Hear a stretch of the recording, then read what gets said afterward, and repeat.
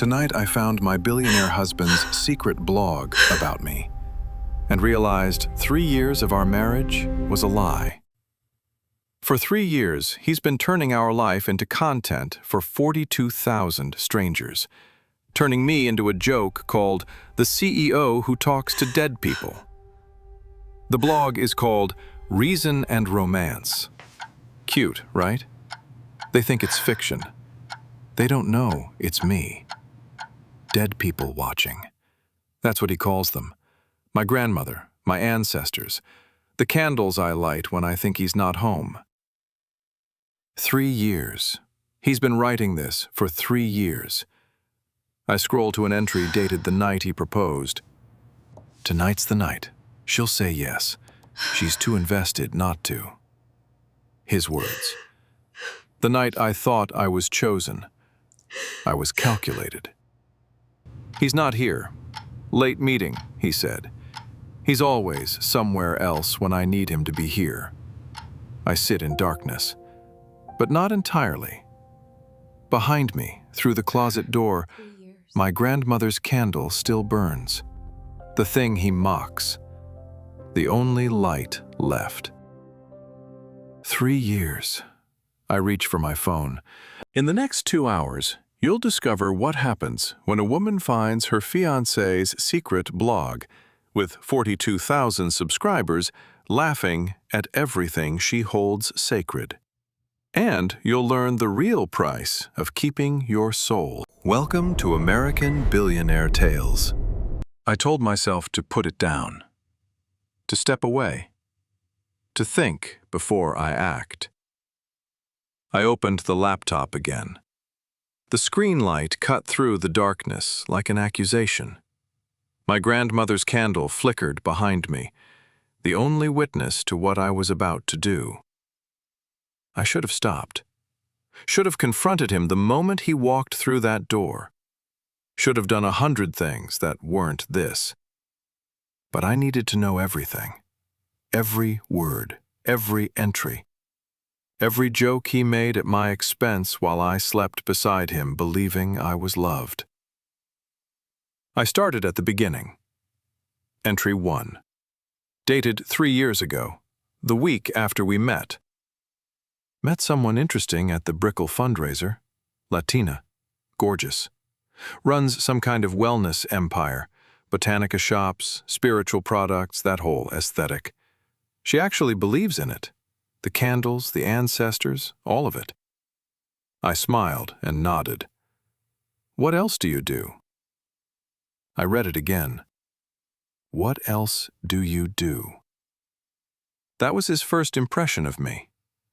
Not my business acumen, not the company I'd built from my grandmother's single shop, not the IPO I was engineering. Just, what else do you do when a beautiful woman believes in things you find ridiculous? Entry 2.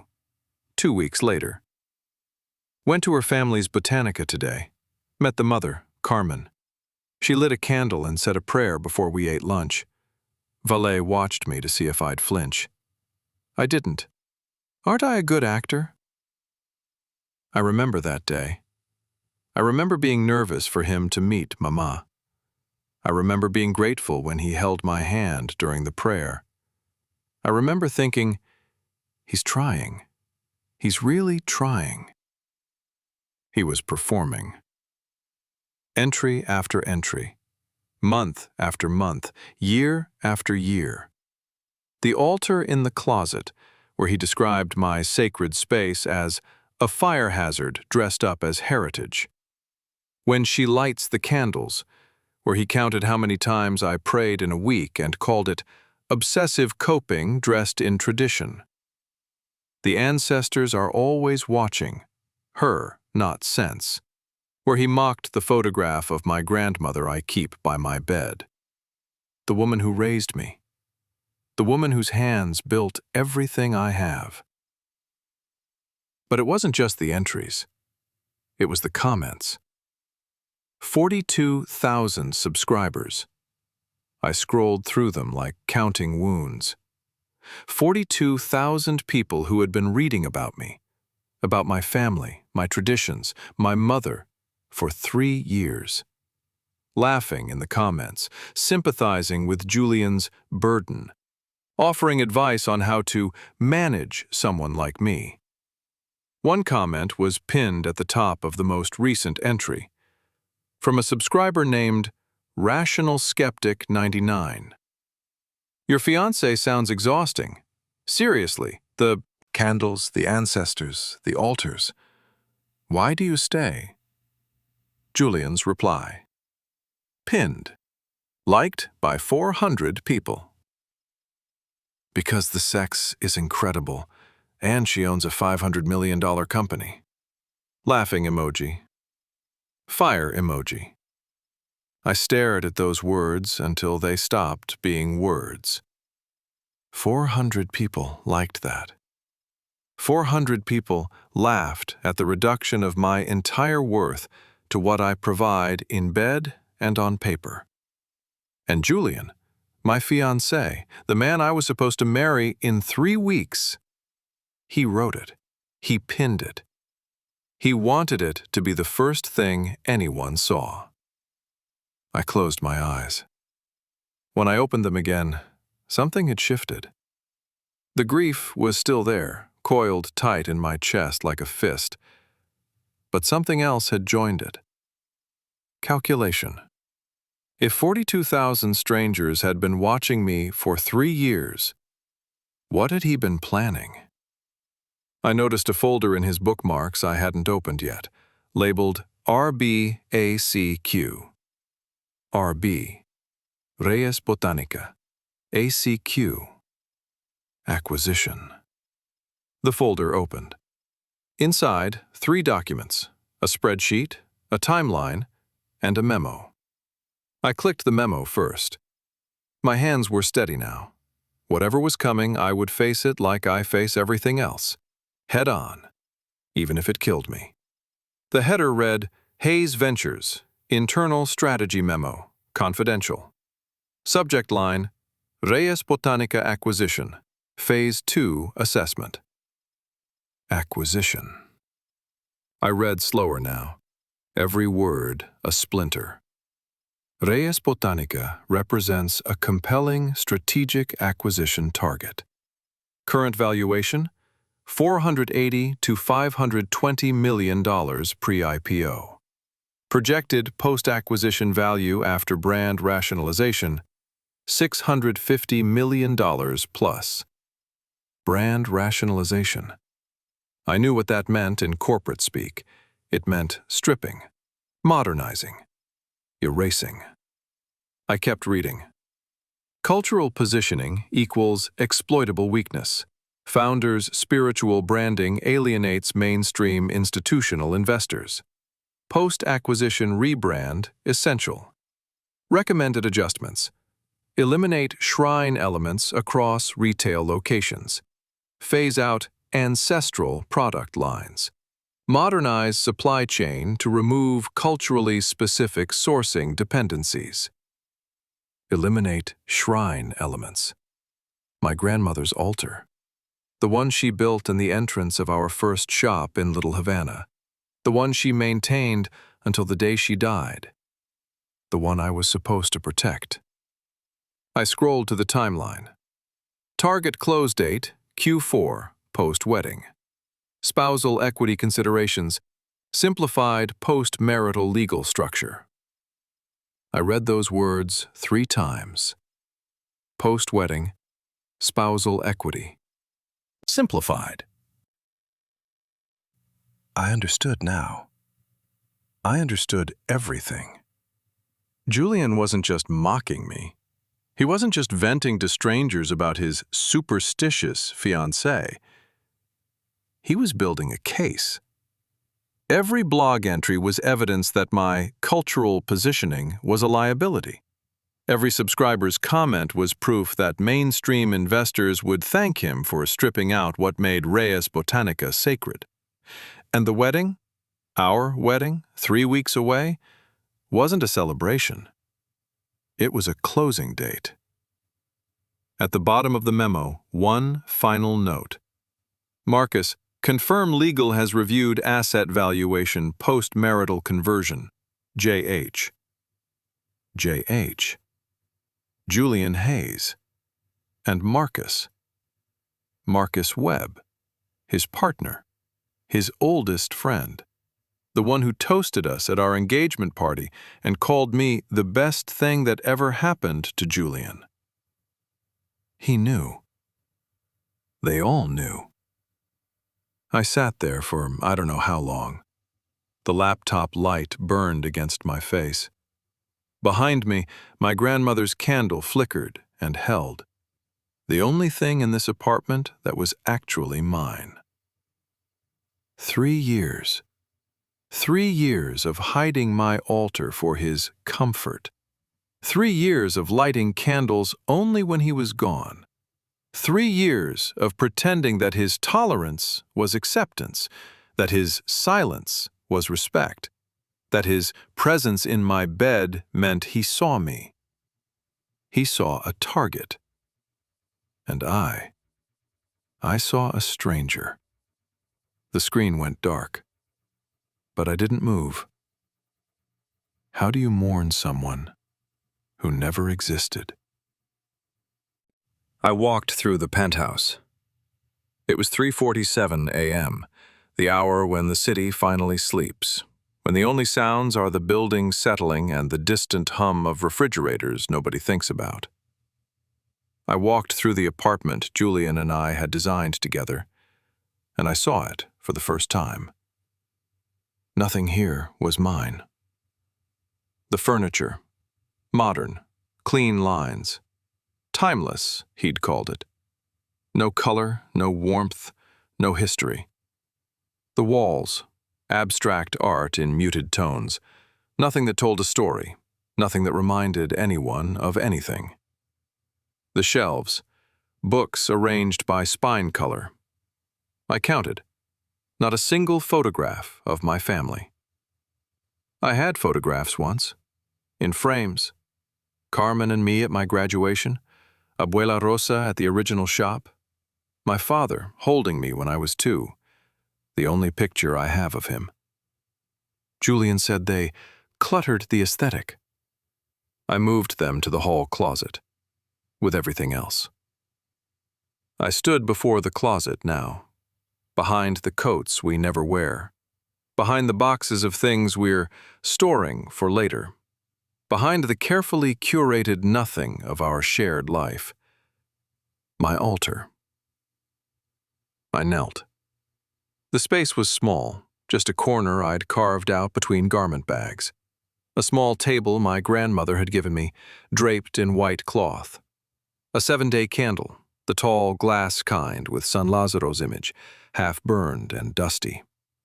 A photograph of Abuela Rosa in a frame no larger than my palm. Fresh flowers, wilted now. I hadn't replaced them. I hadn't been here in weeks. Julian never came to this closet. That's why it was safe. Safe. I said that word in my head and hated it.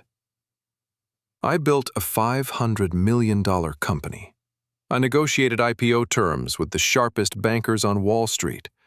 I've stood in boardrooms full of men who doubted me and walked out with everything I wanted. And I hid my grandmother's altar in a closet. Because my fiancé was not comfortable. I lit a fresh match, watched the flame dance. I couldn't remember the last time I'd done this, the last time I'd sat here in the dark with her. Mama did it every day, morning and evening, like breathing. But I'd learned to schedule it, to fit it between meetings, to make sure Julian wasn't home. The flame caught, rose. San Lazaro's face glowed through the glass. Abuela Rosa smiled at me from the photograph, younger, brighter, standing in front of the first Reyes Botanica in 1978, the shop that became a chain, the chain that became an empire. The empire Julian wanted to gut. I'm sorry, Abuela. I said it out loud. First words I'd spoken since I discovered the blog. I'm sorry I hid. You. I'm sorry I let him make me ashamed. I'm sorry I forgot who I was. The flame held. Steady now. And I heard her voice, not a hallucination, not a ghost, just memory, sharp and close. The last thing she said to me before she died, when I was 22 and hadn't yet proven anything to anyone. Valentina, the ancestors don't need your prayers. You do. Prayer is how you remember who you are when the world tells you to forget. I forgot. But I remember now. I looked down. Julian's name on the screen. Running late, babe. Don't wait up. Love you. Love you. I stared at those words, typed by the man who called my ancestors dead people watching. Typed by the man who scheduled our engagement as an acquisition milestone. Typed by the man who was, at this moment, probably at a bar with Marcus, discussing how much my grandmother's shrines were worth if eliminated from the balance sheet. Love you. I didn't reply. Instead, I reached for my phone's browser, typed Hayes Ventures into the search bar. If he'd been planning this for 3 years, there would be a trail, and I was going to find every inch of it. 7 hours later, I stood at the head of the conference table like nothing had happened. The IPO prep meeting. 8 people around polished mahogany, lawyers, bankers, my CFO, my head of operations. Spreadsheets projected on the wall behind me. Valuations, timelines, risk assessments. The architecture of a $500 million future. And Sophia, my sister, sitting at the far end, laptop open, running digital metrics like she always did, looking at me like she always did, searching for the cracks I never show. I hadn't slept. I'd watched Julian come home at 4:30 a.m., slide into bed beside me, kiss my shoulder like he loved me. I'd kept my breathing even, my eyes closed, my hands soft. I'd performed sleep like I'd been performing everything else. Investor sentiment is tracking positive, I said. My voice came out steady, professional. The CEO mask I'd spent a decade perfecting. We're looking at strong institutional interest, particularly from the wellness sector funds. The IPO pricing window remains favorable. The words meant nothing. I was reciting from a script I'd memorized a month ago, while my brain ran a parallel calculation. How do I destroy him without destroying myself? Vale? Sophia's voice. I blinked. Sorry. I looked at my CFO, who was clearly waiting for an answer to a question. I hadn't heard. Could you repeat that? First time in my professional life. The room cleared. I stood at the window, Miami's skyline glittering below, pretending to review notes on my tablet, pretending everything was fine. Sophia didn't leave. Vale. I didn't turn. If I turned, she'd see. And Sophia always saw. You look like you haven't slept. Her voice was careful, the voice she used when she was worried but trying not to push. Talk to me. I watched a crane swing across the Brickell skyline, counted to 5 in my head. I'm fine, Soph. Just wedding stress. Bullshit. I almost smiled. Sophia never let me hide. Not from her. Not since we were kids, sharing a room in Mama's apartment, whispering secrets after bedtime. She'd always been the one who saw through me, the little sister who never bought the Vale has it all together act. I noticed something in the Hayes Ventures partnership documents, she said, carefully, like she was approaching a wounded animal. The supplier exclusivity clauses? They're unusually aggressive. If this goes through, their portfolio companies control our entire supply chain within 18 months. I turned. Finally. Sophia was 28, 4 years younger than me, but in that moment she looked like the sharper one. Her hazel brown eyes, our father's eyes, the ones Mama never talked about, were narrowed with the focus she brought to every puzzle. Her caramel-highlighted hair was pulled back in a messy bun. Her expression said, "I know something's wrong. Tell me what it is." "You're saying Hayes Ventures is trying to control Reyes Botanica's sourcing?" "I'm saying the terms don't match a strategic partnership." She stepped closer. "They match a pre-acquisition squeeze. Someone's positioning to weaken us before they buy us." She didn't know how right she was. I could tell her, right now. Show her the blog, the memo, the subscriber count, the pinned comment. All of it. But if I told Sophia, she'd want to burn everything down tonight. And I wasn't ready. I didn't have the full picture. I didn't know how deep the conspiracy went, who else was involved, what other documents were hidden on Julian's laptop. I needed more. Before I acted, I needed everything. "Sophia," I heard my own voice go quiet. Not CEO quiet, sister quiet. "I need you to do something for me, and I need you to not ask why." Her eyebrows rose. The dimples that appeared when she was skeptical, our father's dimples, another thing Mama never mentioned, creased her cheeks. "Okay. Look into whether Julian has any online presence.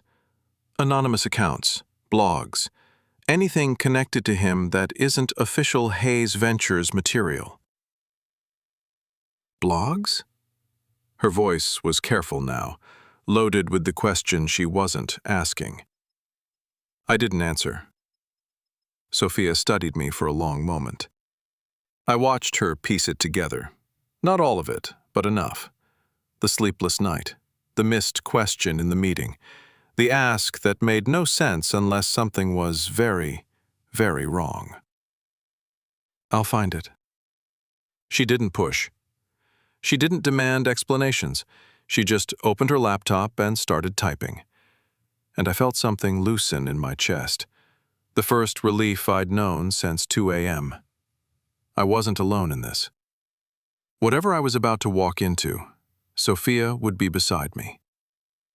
"Thank you." She nodded, eyes already on the screen, already hunting.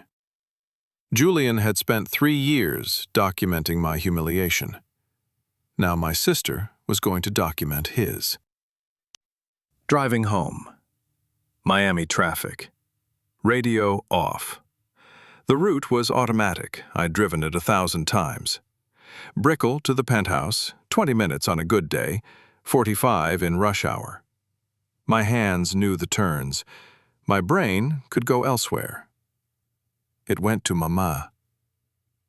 6 months ago. Carmen standing in the middle of our penthouse living room, looking at the walls like they'd offended her. She'd come for dinner, Sunday tradition when I could manage it. Julian was running late from golf. He was always running late when Carmen visited. I watched her take in the space. The abstract art in colors that meant nothing. The furniture that looked unlived in. The shelves where books were arranged by spine color and photographs had vanished. She didn't say anything for a long time. That was worse than words. "Mika." I looked up from setting the table. Mama's face was tight, not angry, something worse. Hurt. "Your grandmother built this company with candles and prayers." Her voice was careful, like she was laying down something heavy. "Every location had her altar in the entrance, every one. She said customers should know who we were before they bought anything, that we sell faith, not products." I kept setting the table. Fork, knife, spoon.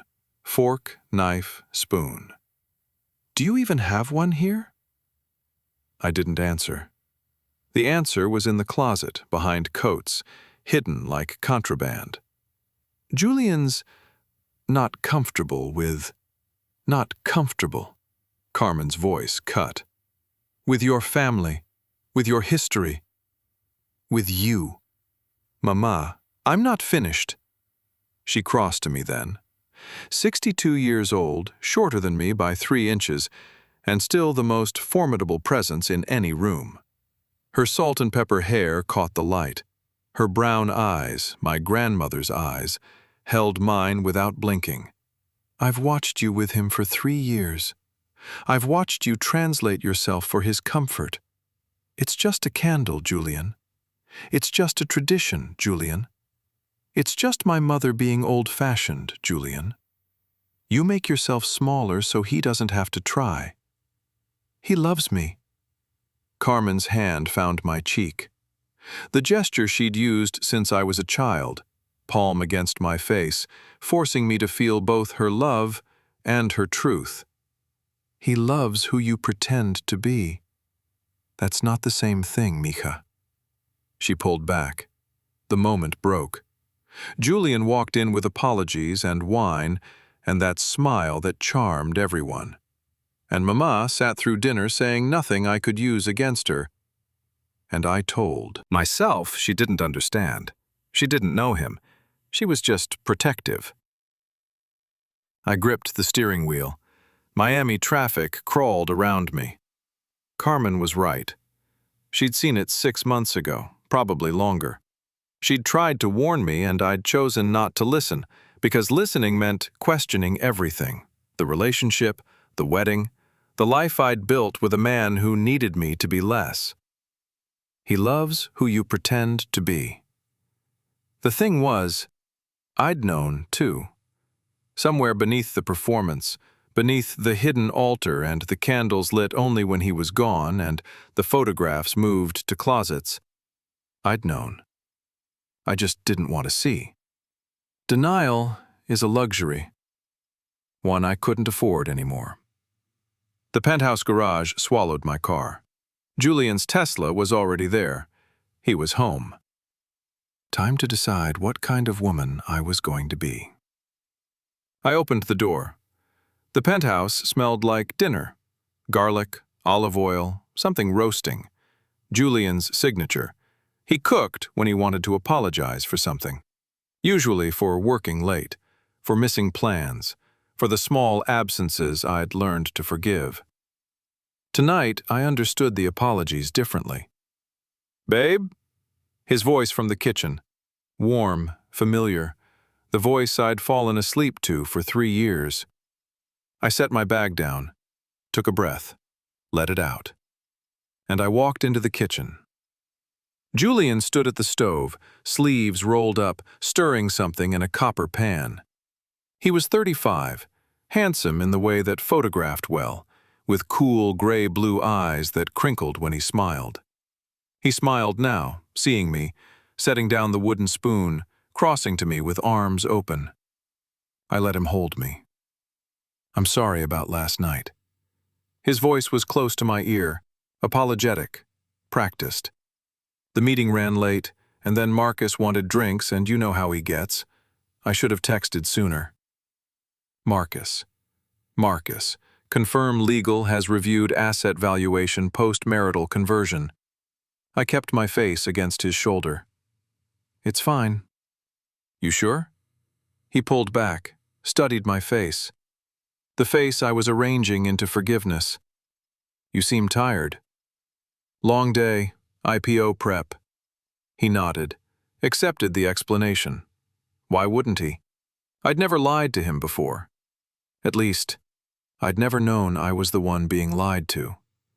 He kissed my forehead, lips pressed to my skin for 2 full seconds. The gesture he'd made 1,000 times, the gesture I'd treasured as proof of tenderness. I didn't flinch. "Sit," he said. "You've been working too hard. Let me take care of you tonight." I sat. He poured wine, the good wine, the wine he saved for a celebration. He served dinner, roasted chicken, vegetables. The meal I'd once told him reminded me of Sunday dinners with Mama. He'd remembered. Of course he had. He remembered everything. It was all in the blog. Entry 14. She mentioned her grandmother used to make this dish. I've started replicating it. The path to a woman's trust is through her nostalgia. We ate. He talked. About the meeting with Marcus, about a startup they were considering, about the wedding timeline and whether we should finalize the Havana venue deposit. I nodded. I responded. I asked the right questions. I was perfect. And inside, I was conducting a different conversation entirely. He doesn't know I know. He thinks this is working. He thinks he has 18 more days until the wedding, and then the timeline accelerates, and then he owns half of everything. And then he strips my grandmother's legacy to the studs. He thinks I'm the woman he's documented for 42,000 strangers. Exhausting, superstitious, manageable. He doesn't know I'm the woman who's going to find every document he's hidden, trace every partner who's complicit, and burn his entire strategy to the ground before he ever sees me coming. You're quiet tonight. Julian reached across the table, took my hand. His thumb traced my engagement ring. Everything okay? I looked at him, at the gray-blue eyes that had once made me feel seen, at the face that had lain on the pillow beside mine, at the man I'd imagined growing old with, raising children with, building an empire beside. He was a stranger. He'd always been a stranger. I just hadn't wanted to know. Just thinking about how lucky I am. He smiled. Believed me. Why wouldn't he? I was finally performing at his level. Later, we lay in bed. Julian's breathing had slowed to sleep, deep, even, the rhythm of a man with nothing on his conscience. I stared at the ceiling. The engagement ring on my finger caught ambient light from the city below. Platinum, 3 carats. The ring he'd placed on my hand the night he wrote, "Tonight's the night. She'll say yes. She's too invested not to." 3 years of my life. A $500 million company. A grandmother's legacy. And a wedding in 3 weeks. I reached for my phone, careful not to wake him. Sophia's name on the screen. Found something. Call me tomorrow. It's worse than you think. I looked at Julian's sleeping form beside me, at the man I'd loved, at the man I was about to destroy. Not yet. I needed more. I needed everything. And then I would move, not with rage, but with precision. Not with heartbreak, but with strategy. I closed my eyes, pretended to sleep. The double life had begun. Tell me there's an explanation. Tell me I'm wrong. I knew I wasn't. The next morning, Vale sits at her desk at Reyes Botanica headquarters, coffee untouched, phone in hand. Sophia's number on the screen. She presses call. Soph, tell me. Soph, tell me.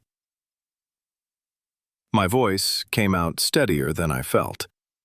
I sat at my desk in the Reyes Botanica headquarters, 7:43 a.m., coffee untouched, the Miami skyline blazing orange through floor-to-ceiling windows. The office was empty. I'd arrived before anyone else. I needed to hear this alone. Sophia didn't waste time on greetings. I found the blog's hosting records. Anonymous on the surface, but I traced the payment source. He's been running ad revenue through a shell company registered in Delaware. Ad revenue. I repeated the words like they were in a foreign language. He's making money from this? It gets worse. Sophia's voice tightened. I pulled the advertiser records. Most are small, wellness brands, meditation apps, the usual. But one sponsor stands out. Verde Wellness Group. They've been his primary advertiser for 18 months. Verde Wellness. Our main competitor. The company that had been undercutting our supplier contracts for 2 years. The company whose CEO, Richard Marlowe, had publicly called Reyes Botanica's spiritual positioning outdated at last year's Wellness Industry Summit. Sophia, are you telling me our competitor has been funding Julian's blog? I'm telling you they've paid over $340,000 in ad revenue since the sponsorship started. That's not pocket change. That's investment. I stared at the ceiling. 42,000 subscribers, 3 years of entries. My grandmother's altar described as superstitious clutter. My mother mocked at dinner parties. My heritage reduced to content. And Verde Wellness had been paying for it, sponsoring the humiliation of their biggest competitor's founder while she slept beside the man writing it. Would you keep reading if you knew the worst was yet to come? Does Julian know? That's what I'm trying to figure out. Sophia's keyboard clicked in the background. The payments go to the shell company, not directly to him, but he's the registered agent. He had to know money was coming in. I thought of Julian last night, cooking dinner, apologizing for being late, kissing my forehead like I was something precious. He'd been cashing checks written by the people trying to destroy my company, and he'd never said a word. I'm sending you the payment records now, Sophia said. Screenshots, transaction dates, everything. Valet, this isn't just a relationship problem anymore. If Verde is using the blog to damage the IPO, that's market manipulation. We could go to the SEC. The SEC. I let that sit. The federal option, the nuclear option, the one that would end Julian's career, potentially put him in prison, and burn every bridge between us in a way that couldn't be rebuilt. I wasn't ready for that. Not yet. I needed more. What else? What else haven't you found? There's something in his calendar, Sophia said carefully. Linked entries, business notes attached to personal dates. I haven't cracked the encryption on all of them, but Vale, I saw one that referenced your engagement. It looked like a project timeline. Send me everything. Already done. And Vale? Be careful. Whatever you're doing, pretending everything's normal, it's working. But if he finds out you're investigating, he won't. I hung up. The phone felt heavy in my hand. The office felt too quiet. I looked at the attachments Sophia had sent. Payment records, transaction histories, calendar entries with notes I couldn't yet read. 3 years. Julian had been building a case against me for 3 years, documenting my superstitions, monetizing my mockery, letting competitors pay for access to my private life. And I'd been planning a wedding, designing centerpieces, choosing our first dance song.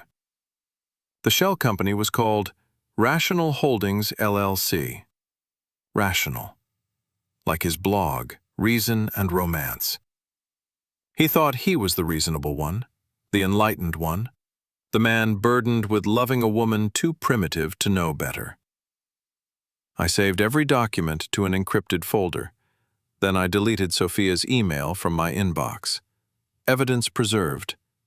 Trail covered. The day was beginning. In 4 hours, I had a meeting with my IPO bankers. In 6 hours, I had lunch with Carmen. In 12 hours, I'd be lying beside Julian again, performing love while building the case that would destroy him. The double life continued. But now, I had ammunition. Marcus Webb was already sweating when I arrived. I spotted him at a corner table, Julian's business partner, his oldest friend, the man who'd helped build Hayes Ventures from a two-person startup into a $1.2 billion firm. He was 40, graying at the temples, dressed in the same expensive uniform they all wore. Tom Ford suit, Apple Watch, the practiced ease of someone who'd learned to look relaxed while calculating. Today, he didn't look relaxed. His fingers drummed the table edge. His eyes jumped to the door when I walked in. Guilty men have tells. "Vale." He stood, kissed my cheek, gestured to the seat across from him. "Thanks for meeting me. I know you're slammed with IPO prep." "Of course. We should be aligned before the partnership finalizes." I watched his face when I said partnership. A flicker. Just a fraction of a second. His jaw tightening, his eyes shifting left. The micro-expression of a man who knew that word meant something different than I was supposed to think. I smiled, like I hadn't noticed. We talked business for 20 minutes. Synergy projections, market positioning, the usual dance of corporate courtship. I asked the right questions, nodded at the right moments, let him believe this was what I'd come for. Then I shifted my weight, let my engagement ring catch the light from the window. "Can I ask you something personal, Marcus?" He stiffened. Barely visible, but I saw it. The drumming fingers paused. "Of course." I leaned forward, lowered my voice, let my expression show the vulnerability I'd been hiding for 3 days, the exhaustion, the confusion, the woman beneath the CEO. "Julian's been distracted lately." I touched the ring, looked at it like I was worried. "With the wedding so close, I keep wondering if something's bothering him. Something he's not telling me." Marcus's face went through 3 expressions in 2 seconds. Surprise, recognition, fear. "I'm sure it's just work stress, Marcus." I held his gaze. The CEO mask was back, but sharper now. The woman who'd negotiated billion-dollar deals. The woman who could read a lie across a conference table. "Something is wrong. And I think you know what it is." He looked down at his coffee. His thumb traced the cup rim. Once. Twice. "Julian was supposed to delete something before the engagement went public. He said he would. I don't know if he did." My heart stopped. Restarted. "Delete what?" "I can't." He shook his head, looked at the table. "I can't say. It's not my place." "But you know." Marcus lifted his eyes. And I saw something unexpected there. Not just guilt, not just fear. Regret. "Julian loves you." His voice was quiet, genuine, or performing genuine so well I couldn't tell the difference. "I believe that. He's not a monster. He stopped himself, exhaled. "But?" He reached for his coffee, took a long drink, set it down. "Be careful what you sign before the wedding. That's all I can say. Just be careful." He dropped a 50 on the table. Wouldn't meet my eyes. "Good luck with the IPO, Vale. I mean that." Retreating. Door opening and closing. I sat there for a long time. Be careful what you sign. The acquisition memo. The spousal equity clause. The post-wedding timeline that would simplify Julian's path to controlling everything my grandmother built. Marcus knew. He'd known all along, and he'd said nothing until now. What makes a man finally speak? Guilt? Fear? The weight of complicity growing too heavy to carry? I finished my coffee, watched the street through the window. Marcus wasn't a good man, but he wasn't fully committed to being a bad one either. He'd warned me because something in him couldn't stay silent anymore.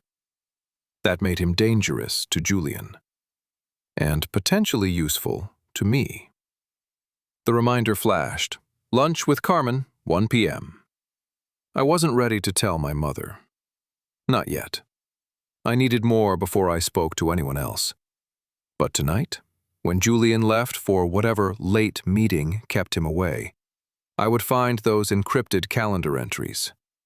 I would see exactly how he'd scheduled our love. He scheduled their love like a term sheet. She had evidence to destroy him. Would you have used the knife or walked away? Comment below. 11:47 p.m.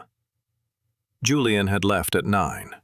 Drinks with a potential investor, he'd said. Kissed my cheek, told me not to wait up. I waited, but not for him.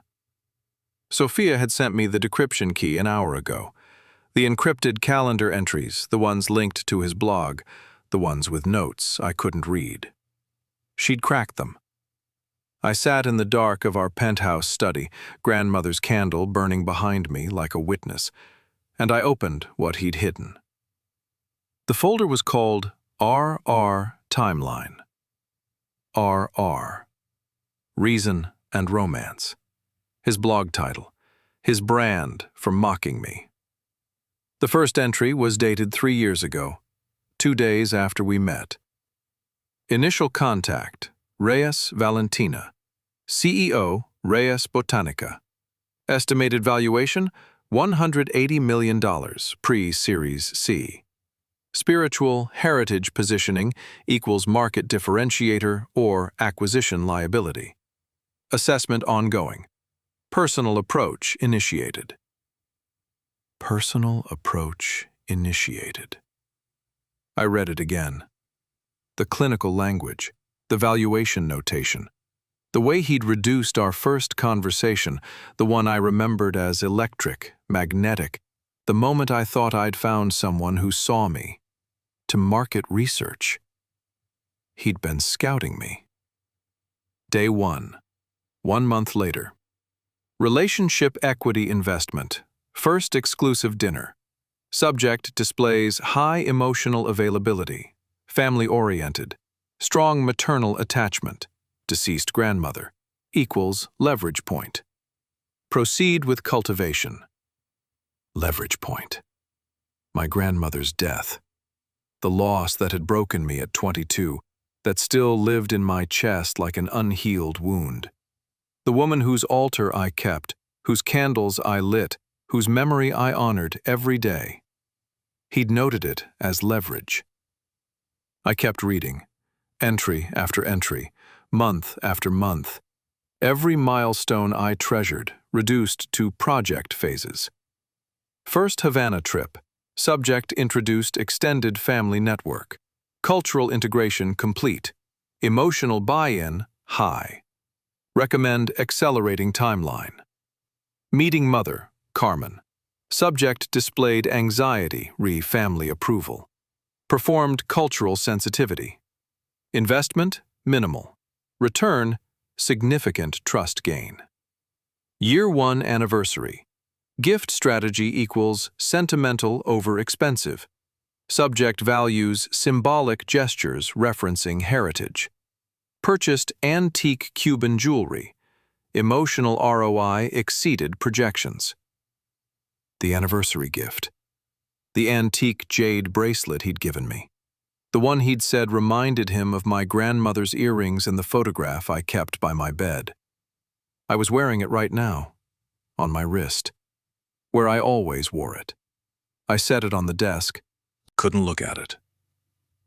Do you know what it's like to discover your love story was a business plan?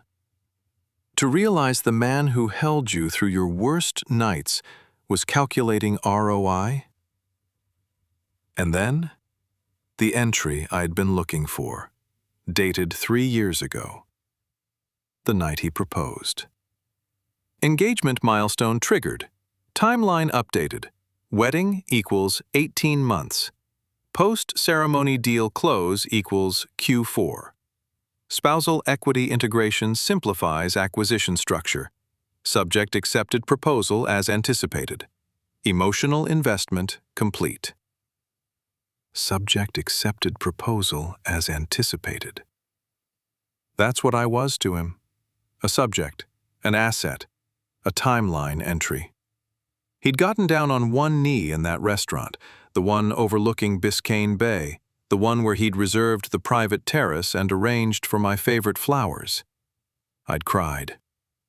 I'd said yes.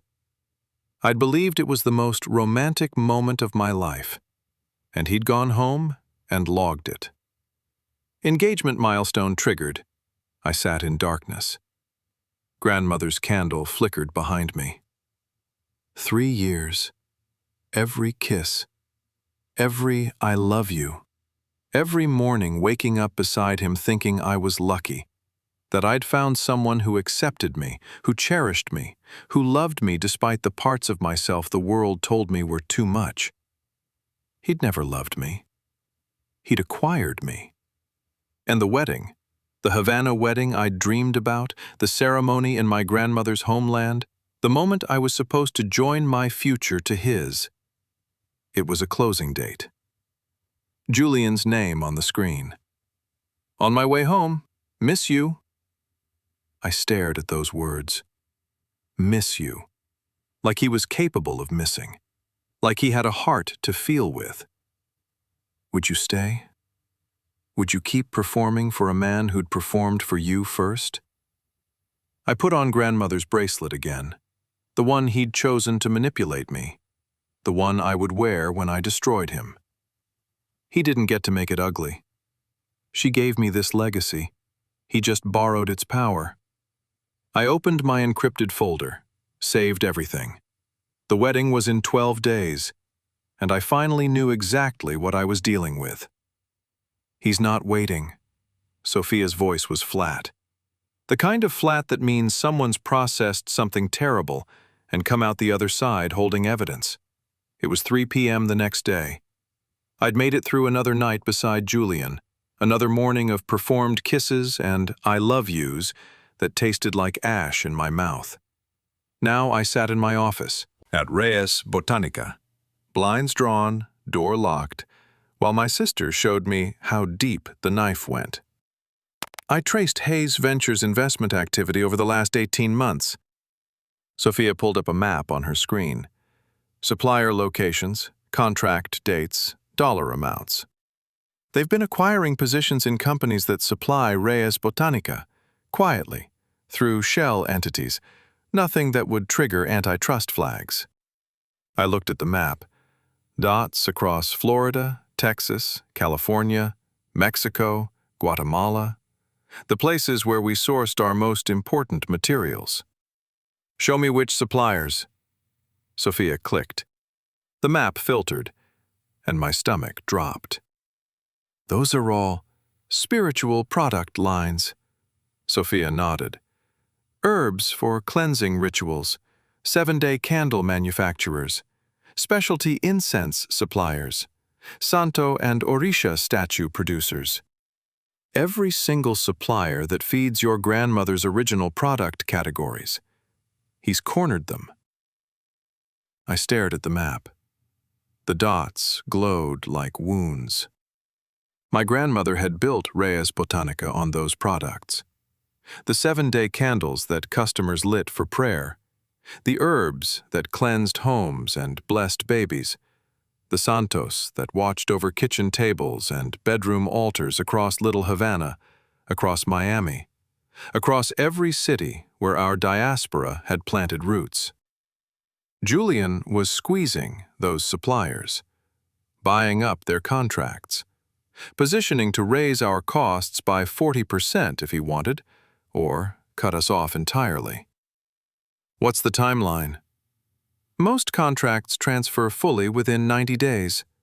Sophia's voice was quiet.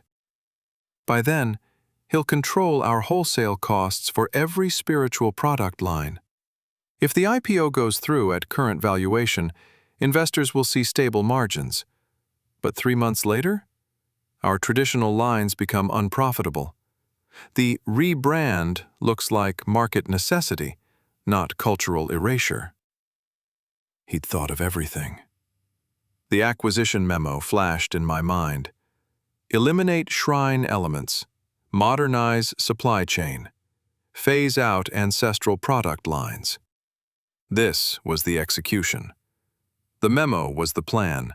The supplier's squeeze was the weapon. By the time anyone noticed, my grandmother's legacy would be economically unviable. He's not acquiring a company. He's performing an amputation. Sophia looked at me. Her hazel eyes, our father's eyes, the genetic reminder of the man who'd disappeared before I could remember him, held steady. Vale, this isn't just personal anymore. This is coordinated market manipulation. If Hayes Ventures is working with Verde Wellness to tank your IPO and force a distressed sale, that's federal. We could bury them. Not yet. Sophia's eyebrows rose. Why not? You have enough. I don't have proof that Julian knew about the Verde sponsorship. I stood, walked to the window. Miami spread below me. The city my grandmother had arrived in with nothing. The city where she'd built an empire from a single shop and a lot of faith. If I go to the SEC now, his lawyers will argue he was a passive investor. The shell company insulates him. Verde takes the fall. Julian walks. Would you wait? Would you gather more ammunition while the clock ran down, knowing every day cost you something you couldn't get back? I need him to incriminate himself. I need him to offer me something in writing that proves he knew, that he planned it, that the blog, the supplier squeeze, the acquisition, all of it connects to him personally. Sophia was quiet for a moment. Then she nodded. You're hunting him. He's been hunting me for 3 years. I'm just learning to hunt back. The screen lit up. IPO banker call, 4:30 p.m. Something else is coming. I can feel it. Whatever Julian's planning, the IPO is the trigger point. He needs something to happen before pricing locks. Sophia gathered her papers. I'll keep digging. There has to be more. Something that ties him directly to Verde, to the leak, to all of it. Find it fast. The wedding is in 11 days. I stood alone at the window. The supplier map still glowed on my laptop behind me, little dots of light marking every place Julian was cutting me off at the knees. My grandmother used to say, when you can't find the path, make one. I was about to make one. Through Julian Hayes. Ms. Reyes, we have a situation. David Chan's voice was tight. Lead IPO banker at Morgan Stanley, the man who'd shepherded $50 billion in wellness industry offerings, the man who'd called Reyes Botanica the most compelling Latin heritage brand in the sector when we'd signed the engagement letter. Now he sounded like he was delivering a diagnosis. What kind of situation? An anonymous source has reached out to Bloomberg, and the Wall Street Journal, and Forbes. They're shopping what they're calling compromising material about the Reyes Botanica founder, something about personal writings, a blog, claims you didn't know about. What kind of claims? They're vague on specifics. Chen's voice dropped, the careful tone of a man protecting his own liability. But they're suggesting the material paints you as professionally misaligned with mainstream investor expectations. Something about religious practices, spiritual rituals, things that might concern institutional allocators. I closed my eyes. The blog. Someone had weaponized the blog. Julian? No, he'd want to bury it. The blog exposed him, too, if anyone looked closely enough. This was someone else. Someone who'd seen an opportunity to wound me and taken it. Verde. David, what's the damage? Investor calls are already coming in. His voice was clipped now, professional distance. 3 institutional allocators have requested meetings before pricing. 2 have hinted they may reduce their commitments. If this story breaks before we lock pricing, we could lose $100 million in valuation. Maybe more. $100 million. That was 20% of the company. 20 years of growth. 10,000 hours of my life. Gone. Because someone was shopping screenshots of my fiancé's contempt for my heritage. Can we kill the story? That's why I'm calling. Chen hesitated. The hesitation of a man about to say something he'd rather not. If there's any way to address the source, make the material disappear, perhaps reach some kind of agreement with whoever's leaking, you're asking me to pay them off. I'm asking you to consider your options. Ms. Reyes, I believe in this company. I believe in you. But the institutional investors we need, they're not visionaries. They're risk calculators. And right now, your spiritual positioning, he said the phrase like it tasted strange, is being framed as a liability. Spiritual positioning. That's what my grandmother's legacy was to them. A positioning, a brand element, something to be managed, contained, or eliminated, depending on market conditions. I'd spent 10 years building Reyes Botanica into something that honored her. Every store had her altar in the entrance, just as she'd insisted. Every product carried the blessings she'd taught me. Every employee knew our mission wasn't just wellness. It was faith made tangible. And the men with the money saw it as a liability. Exactly as Julian did. I need to think, David. I'll call you back within 24 hours. Ms. Reyes, 24 hours. I hung up. I stood in my office. Miami's skyline glittered through the window like it didn't care, like it had watched 1,000 empires rise and fall and would watch 1,000 more. Would you sacrifice your soul to save your fortune? Would you let them erase who you are to keep what you've built? Sophia's name. I opened it. Found the leak source. Verde Wellness PR firm planted the anonymous tip. Same firm handles Hayes Ventures media relations. They're working together. This is coordinated. I have proof. There it was. The connection I needed. Verde and Hayes working together. The blog sponsorship. The IPO leak. The supplier squeeze. All of it connected. Julian might not have pulled the trigger on the leak himself, but his contempt had provided the ammunition, and his partners had loaded the gun. Don't share this with anyone. I need him to offer me the smoking gun himself. Sophia's reply came immediately. What are you planning? I didn't answer. I knew what was coming. Julian would hear about the IPO wobble. His sources were good, maybe better than mine.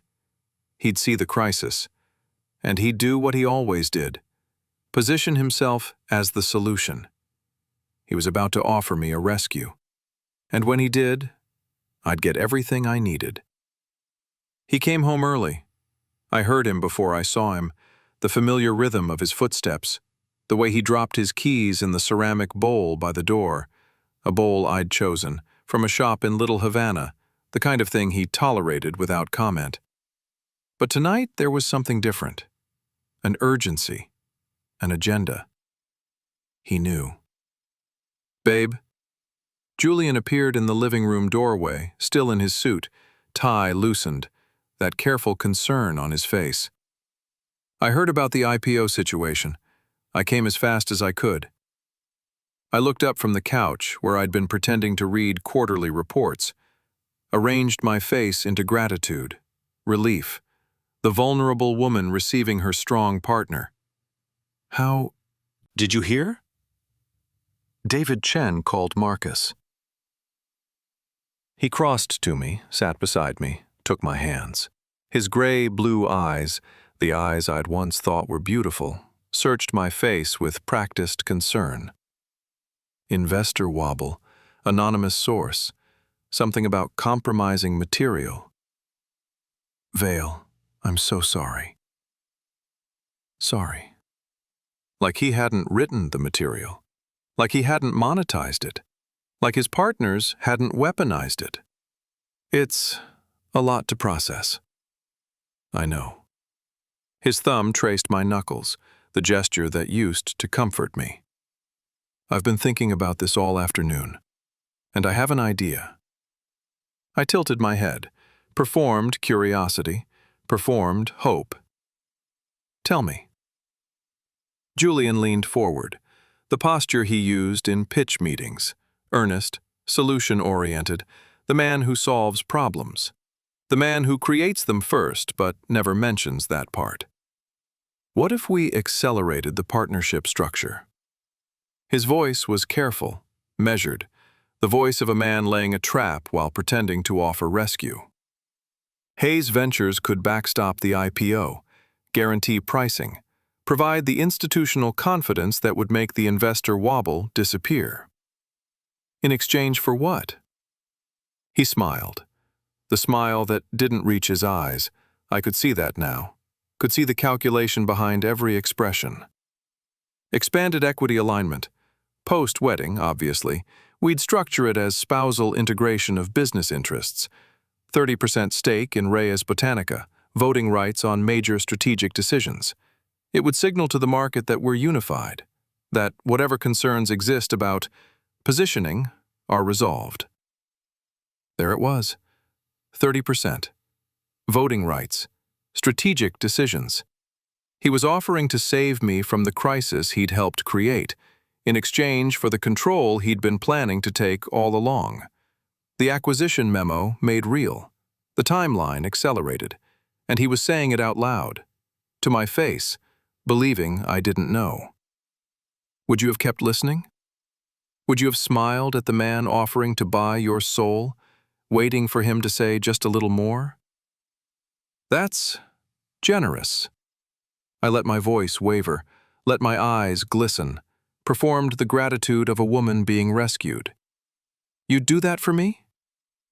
Julian's face softened. He actually believed it was working. Of course. He cupped my cheek, the gesture that used to make me feel cherished. I love you, Vale. We're about to be married. Your problems are my problems now. My problems. The ones he'd manufactured. The ones he'd funded. The ones he'd documented for 42,000 strangers while calculating when to propose. I need to think about it. I touched his hand on my face, leaned into it. It's a big decision. Our whole future. Take your time. He kissed my forehead. But not too much time. The pricing window is narrow. If we're going to move, we need to do it in the next week. The next week. Before the wedding. Before I'd have time to find another option. Before I could escape. He stood, stretched, the satisfied posture of a man who believed he'd won. I'm going to shower. Think about it. We can talk more tomorrow. I sat very still. The quarterly reports lay forgotten in my lap. The engagement ring on my finger caught the lamplight. 3 carats of lie, glittering like it didn't know what it represented. Recording, November 14th.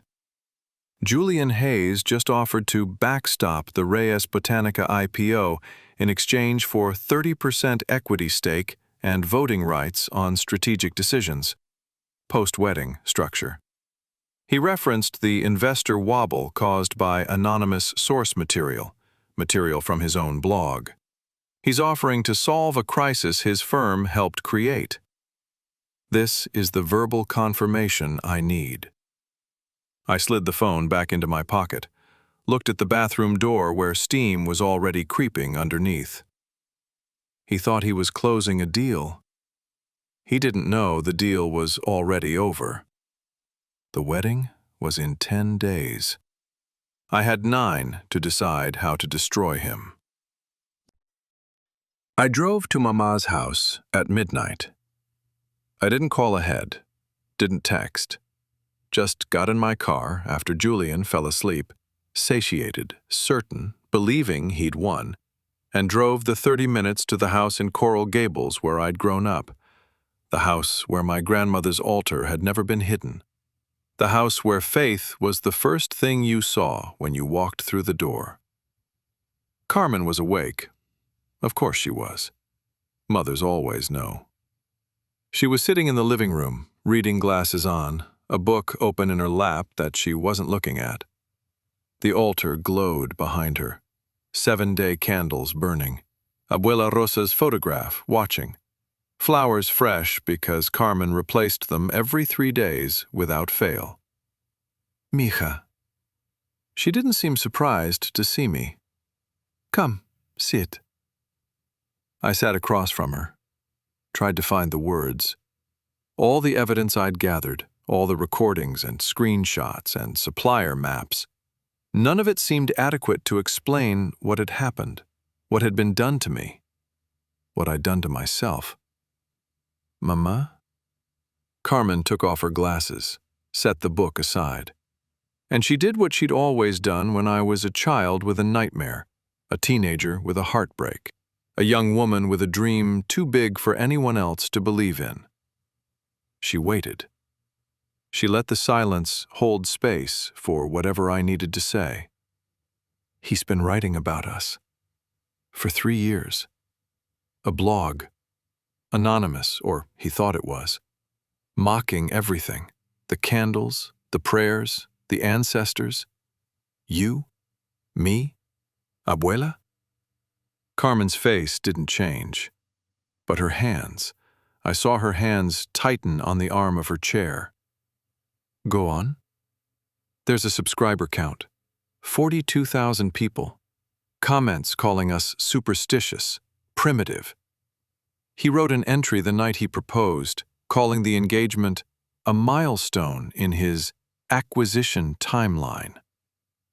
There's more. I forced myself to continue. Hayes Ventures has been buying up our supplier contracts, the spiritual product lines, candles, herbs, santos. He's planning to acquire Reyes Botanica after we're married and strip out everything that connects us to Abuela. Eliminate shrine elements, that's what the memo said. Phase out ancestral product lines. Carmen's jaw tightened. Her brown eyes, my grandmother's eyes, hardened into something I'd rarely seen. Not just disappointment, not just anger. Righteous fury. And the IPO? They leaked the blog to tank the pricing. Someone, Verde Wellness, Hayes Ventures, or both, is using his contempt for us as a weapon. The bankers are nervous. Investors are pulling back. Julian offered to save me last night. Backstop the IPO in exchange for 30% and voting rights. He's positioning himself as the solution to a crisis he helped create. She walked to the altar, stood before it like a soldier before a general, like a priestess before a shrine. Her salt and pepper hair caught the candlelight. Her back was straight, despite her 62 years. Your grandmother built this company with candles and prayers. I'd heard her say it before. 6 months ago, in my penthouse, when she'd looked at my hidden altar and my neutral walls and seen exactly what Julian was planning to do. But tonight, it sounded different. Tonight, it sounded like a battle cry. Every store had her altar in the entrance. Every one. Carmen turned to face me. She told me once. I was 16, helping her stock shelves. She said, "Carmen, people will come to buy a candle, but they stay because they recognize themselves. We sell belonging, not products. If we ever forget that, we lose everything." I almost forgot. Yes. Carmen's voice was hard now. Not cruel, just uncompromising. You hid your altar for him. You lit candles only when he wasn't home. You made yourself smaller so he could be comfortable. I know. I'm not blaming you. She crossed to me, knelt before my chair like I was still her little girl with skinned knees, put her weathered hands on my face. I'm telling you, I understand. We all do it. We make ourselves acceptable to people who refuse to accept us. We translate ourselves until we forget our first language. Mama, shh. She wiped my cheek. The gesture from my childhood. The gesture from 6 months ago. Listen to me now. This is important. I listened. Whatever you decide about Julian, about the IPO, about Hayes Ventures, that's your decision. You're the CEO. You built this. You know the business better than anyone. But there's one thing I need you to hear. Tell me. Carmen's eyes locked onto mine. 62 years of faith and fury and love that had never once wavered. The money will come and go. Her voice dropped. Stocks rise and fall. Valuations mean nothing when you're lying in bed at night, wondering who you've become. But this. She gestured behind her to the altar, to Abuela Rosa's photograph, to the candles that had burned in this house for 40 years. This is who we are. You can't buy it back once it's gone. What would you sacrifice to keep the thing that makes you who you are? I looked at the altar, at Abuela Rosa smiling from the photograph. At the 7-day candles Carmen had lit that morning, just as she lit them every morning, just as her mother had taught her, just as her mother's mother had taught her. 3 generations. Maybe more. An unbroken line of women who had never hidden their faith. Until me. I have evidence. My voice came out steadier now. Enough to go to the SEC, enough to destroy him. Carmen was quiet for a moment. Then she nodded. And will you use it? I didn't know yet. I had the knife. I had the case. I had everything I needed to end Julian Hayes. But using it meant going nuclear. It meant lawyers and investigations and headlines. It meant the IPO would certainly fail. It meant watching everything I'd built become collateral damage in a war I hadn't started, but would have to finish.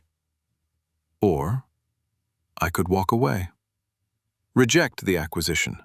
Take whatever IPO price held, keep the company in my hands, lose Julian, and possibly lose $100 million in the process. Or I could accept his offer. Marry him anyway.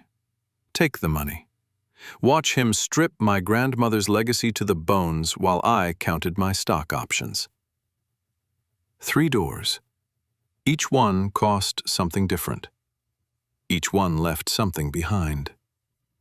Carmen stood, walked back to the altar, lit a fresh candle, an 8th one beside the 7 already burning. For you, whatever you choose. I stood, walked to her, stood beside her before the altar, my mother and I, side by side, the way we'd stood at my grandmother's funeral. The way we'd stood when I'd graduated from business school. The way we'd stand no matter what came next. I'm not going to let him take what she built. Carmen didn't smile. She just nodded. The nod of a woman who had known her daughter would find her way back. Then don't. I left Carmen's house at 2 a.m. Drove back to the penthouse where Julian slept, dreaming of acquisition timelines and equity stakes. I climbed into bed beside him, let his arm drape over me in unconscious habit, and I stared at the ceiling, wide awake, while my mind worked through every option, every outcome, every path forward. The wedding was in 9 days, the IPO priced in 7, and I had to decide, would I destroy him? Would I walk away? Or would I do something neither of us expected? I didn't know yet, but I knew one thing for certain. Whatever I chose, my grandmother's altar would not be eliminated. Her candles would not be phased out. Her legacy would not become a footnote in Hayes Ventures' strategic rebrand. Not on my watch. 2 days later. Vale stands alone in the original Botanica, the back room where her grandmother first built an altar 60 years ago. The space has been preserved, cramped, cluttered with meaning, every surface holding something sacred. She has 2 documents in her hands. The first, Hayes Ventures acquisition offer, $600 million. Brand modernization clause, eliminate shrine elements. Sign before IPO pricing locks. The second, Sophia's evidence folder. Market manipulation proof, SEC referral ready. Federal crime documented. She places both documents on grandmother's altar, offering them like evidence before a judge. Tell me what to do, abuela. Silence. Candlelight. She already knows.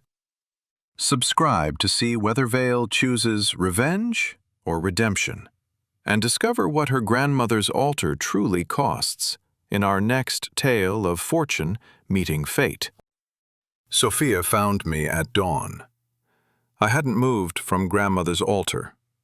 The 2 documents still lay before the candles, acquisition offer on the left, evidence folder on the right.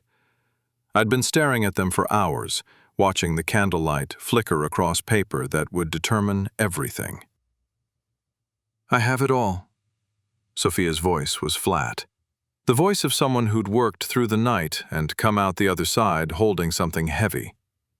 She spread new documents across the altar table, printouts, screenshots, a timeline drawn in red ink. Her hands moved with precision, no wasted motion. Time-stamped communications between Hayes Ventures and Verde Wellness PR. 3 calls in the 48 hours before the blog leak. 2 emails referencing strategic timing and maximum market impact. Payment records showing Verde transferred $75,000 to the PR firm 12 hours after the leak went live. Bonus structure. I looked at the documents. Clean lines, clear evidence. The kind of paper trail that ends careers and begins indictments. Julian's name is on these? Not directly. Sophia's voice was careful now. But Marcus Webb's signature is on 3 of the communications, and the internal routing shows Julian was CC'd on 2 of them. He knew. He approved. He let it happen. I picked up one of the printouts.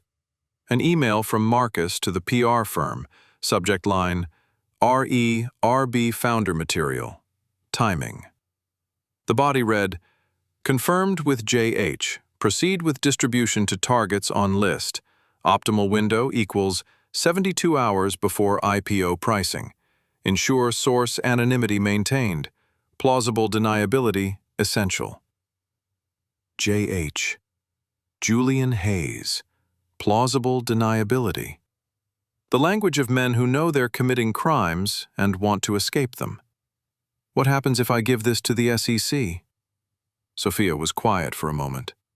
When she spoke, her voice was matter-of-fact.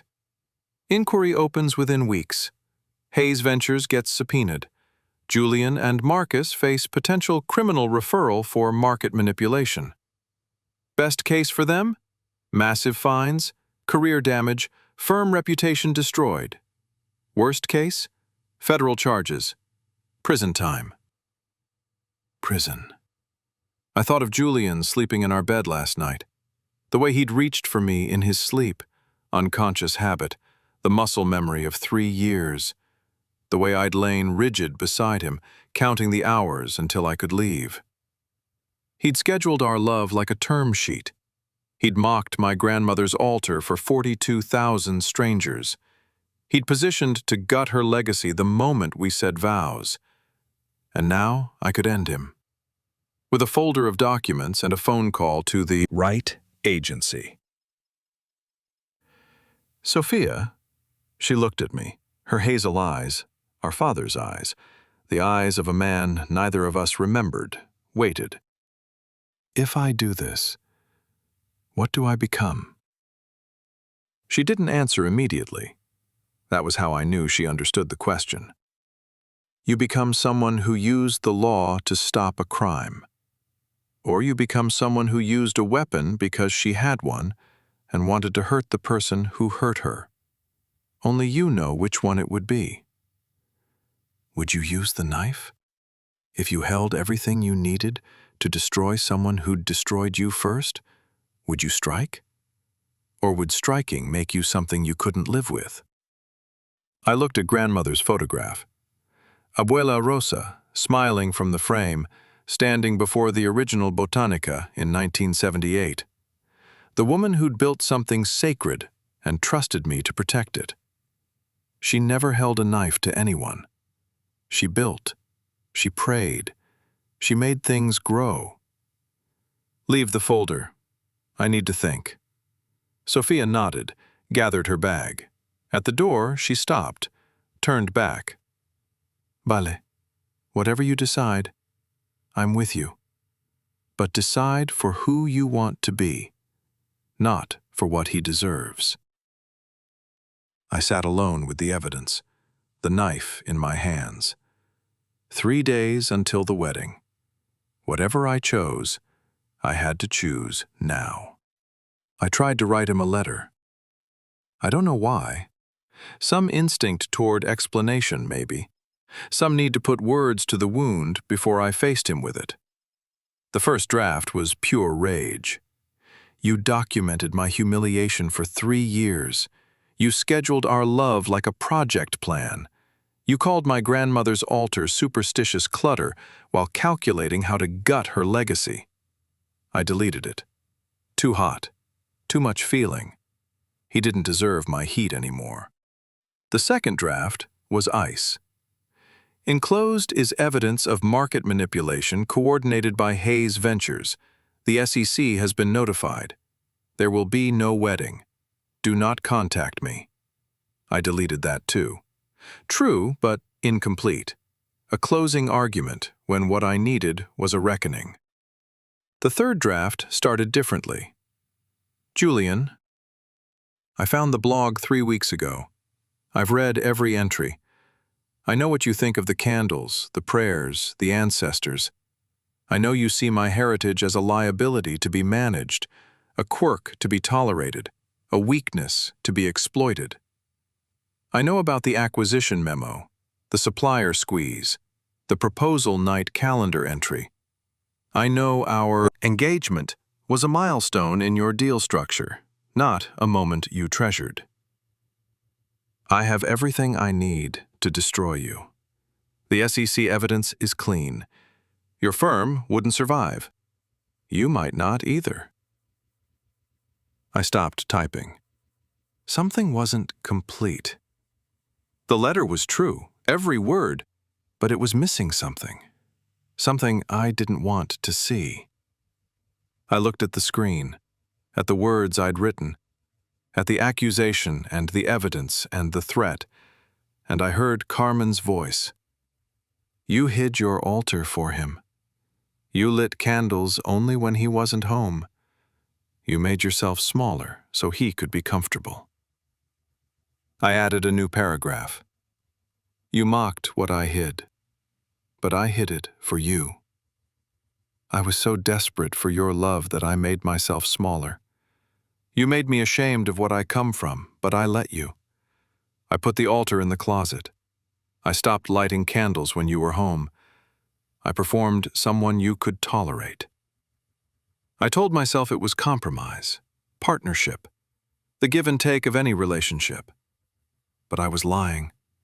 I was hiding because I believed, somewhere deep, that the real me wasn't worth loving. That the woman who prays to ancestors and lights candles for the dead was too much, too strange, too other. You treated me like someone to manage because I presented myself as someone who needed managing. I made it easy for you to not see me. I did half the work. I stopped typing. The letter wasn't about Julian anymore. It was about me. I couldn't demand he see me fully when I refused to show him fully. I couldn't claim victimhood without acknowledging my own participation. I'd hidden my altar. I'd dimmed my candles. I'd translated myself into someone digestible. His contempt was inexcusable. But my erasure started with me. Does understanding your own complicity change what someone else did to you? No. It doesn't excuse him. It doesn't forgive him. It doesn't make what he did any less calculated, any less cruel, any less devastating. But it changes me. It means I'm not walking into that confrontation as an innocent victim. I'm walking in as someone who also needs to reckon with what she allowed. I didn't send the letter. I didn't delete it either. Some confessions aren't for the people they're addressed to. Some confessions are for the person writing them. I'd written mine. I looked at grandmother's photograph, wondered what she'd think of me now. The granddaughter who built an empire from her single shop, then hid the altar that started it all because a man found it embarrassing. Would she be proud of what I'd built? Or heartbroken by what I'd hidden? Maybe both. 3 days before the wedding. I stood at the window of my office at Reyes Botanica. Miami spread below me, the city my grandmother arrived in with nothing, the city where she'd built an empire from faith and candle wax, the city that would watch me make my choice. David Chen?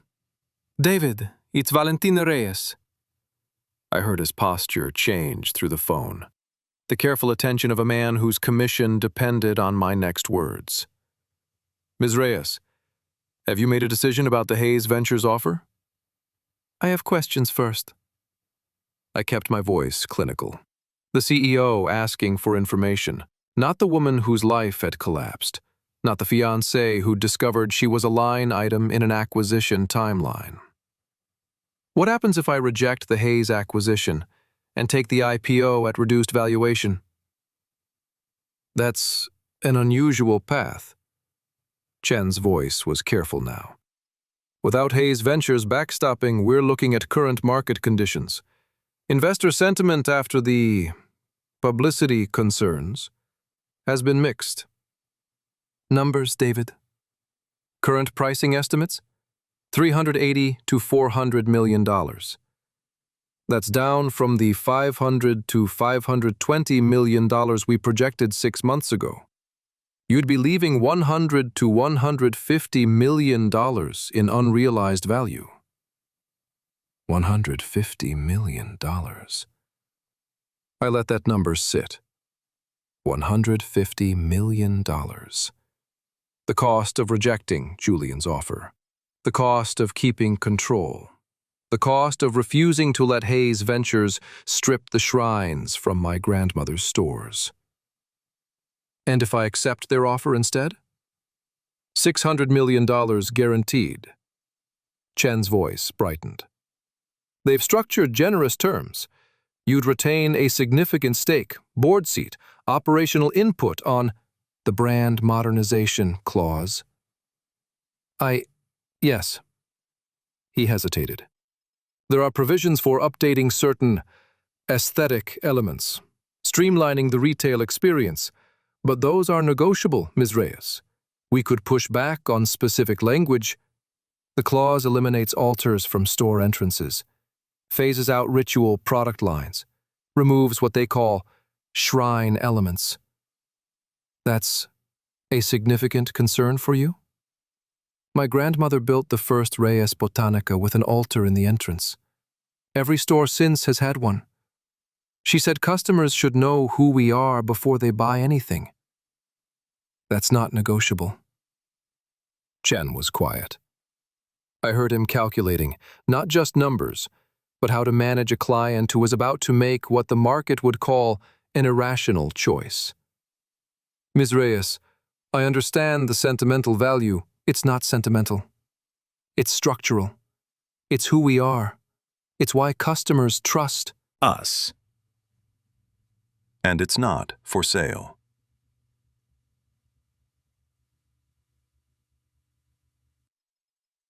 If you reject Hayes and proceed with the reduced IPO, Chen's voice was careful now, stripped of enthusiasm, you'd retain full control.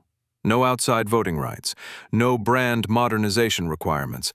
The company would be entirely yours. But I'd lose $150 million. Yes. And the board? The board will have concerns. Some directors may interpret this as emotional decision-making. There could be pressure, resignations, potentially. Let them. Would you walk away from $150 million to keep something you could never buy back? Would you choose smaller when bigger was there for the taking? Because bigger came with a clause that erased who you were. David, I'm rejecting the Hayes Ventures acquisition. Ms. Reyes, I'm taking the IPO at whatever price holds. $380 million, $400 million, whatever the market gives us. I'm keeping control. I'm keeping the altars. I'm keeping everything my grandmother built. And the wedding? His voice was quieter now. The announcement is in 3 days. Investors are factoring the Hayes partnership into, there won't be a wedding. I see. Chen's voice had gone completely neutral. Professional distance. The voice of a man who'd stopped advising and started documenting. I'll update the pricing committee. We'll need to issue revised guidance to institutional allocators. Do it. Ms. Reyes, for the record, he hesitated. This will be interpreted as a significant financial sacrifice. The press will question your judgment. Competitors will see weakness. Let them. My grandmother came to this country with nothing. She built something worth $400 million from a single shop and a lot of faith. If the market thinks I'm irrational for protecting what she built, the market is welcome to its opinion. I know what matters. I set the phone down, looked out at Miami's skyline. $150 million. Gone. A wedding in 3 days. Not happening. A fiancé who thought he'd won. About to learn otherwise. I felt something I hadn't expected. Not grief. Not fear. Clarity. The choice was made. Now I just had to tell him. I chose the original Botanica, not the penthouse where I'd discovered his betrayal, not the office where I'd built my counter-strategy, not neutral ground where neither of us held history. I chose The place where my grandmother had lit her first candle in 1978. The place where she'd built an altar and never moved it. The place Julian had called superstitious clutter to 42,000 strangers. I lit the candles myself, 7 of them. The 7-day votives with saints on the glass, the ones he'd mocked in entry 23 as fire hazards dressed up as heritage. I lit each one carefully, watching the flames catch and hold. Then I waited. Vale? Julian's voice. Confused. Hopeful. He'd gotten my text. Meet me at the original Botanica, 8 p.m., important, and assumed it was romantic. A bride reconnecting with her roots before the wedding. A gesture of heritage he'd tolerate because he'd won. He hadn't won anything. I didn't turn around. I stood before the altar, facing my grandmother's photograph, letting him see the back of me, letting him approach into the space I'd claimed. This is beautiful. His voice was warm, practiced. I didn't know you I'm glad you wanted to share this with me before the ceremony. Sit down, Julian. Something in my voice. He heard it. The warmth in his own voice cooled. Vale? Is everything okay? Sit down. I turned. He was there, Julian Hayes, 35. Gray-blue eyes that had once made me feel seen. Cleft chin that photographed well for Forbes profiles. The face I'd imagined growing old beside. He sat in a metal folding chair before my grandmother's altar, surrounded by candles, looking up at me with the first flickers of genuine confusion. I reached into my bag, pulled out the folder. What's that? Everything. I laid them out one by one, deliberate, clinical, the way he'd documented our relationship. The blog. I set down the printouts. 3 years, 42,000 subscribers. Entry after entry mocking my heritage, my family, my faith. The acquisition memo. Eliminate shrine elements. Phase out ancestral product lines. Your plan to gut my grandmother's legacy the moment we signed vows. The proposal night entry. Engagement milestone triggered. Spousal equity simplifies everything. You scheduled our love like a term sheet, Julian. Every kiss, every anniversary, every I love you, logged as relationship equity investments. The supplier contracts. Hayes Ventures buying up my sourcing, strangling my spiritual product lines before the IPO, making the rebrand look like business necessity. And this. I set down Sophia's evidence folder. Timestamped communications, proving your firm coordinated with Verde Wellness to leak the blog at maximum IPO damage. Market manipulation. Federal crime. Your name on the approvals. I know everything. Julian's face went through phases. I watched them all. Shock. Genuine, he hadn't expected this. The careful veil of plausible deniability shredded in one folder. Denial. His mouth opened. Veil, I can explain. No. He stopped. I saw his jaw work, saw him calculate, saw him shift to the next play. Justification. The blog was just venting. I never meant for you to see it. I was processing feelings I couldn't express. You monetized it. That wasn't. The ad revenue was minimal. It was never about entry 47. I quoted from memory. I love the version of her that shows up to investor dinners. The other version, the one who lights candles and talks to dead relatives, I tolerate because I have to. You loved who I pretend to be, Julian. You said it yourself. For 42,000 people to read. Desperation. His voice cracked now, the mask fully off. Veil, I was processing. My family. You don't understand what religion did to me." His hands gripped the chair edge. "My mother used faith like a weapon. Every prayer was a curse. Every candle was control. When I see you light those candles, I see her. I can't help it. I was trying to separate." "I understand trauma." He looked up. Hope flickered in his eyes, the hope of the wounded child who'd escaped his fundamentalist parents, who'd built an empire to prove he was more than what they'd made him. "I do. I understand that what your mother did to you was real. I understand that faith was weaponized in your household. I understand that you look at my candles and see her curses. But you didn't process, Julian. You monetized. You built an audience on my humiliation. You documented my mother's prayers at dinner and let strangers laugh at her. You used our relationship to position for acquisition. You scheduled our engagement like a deal milestone. Trauma explains. It doesn't excuse."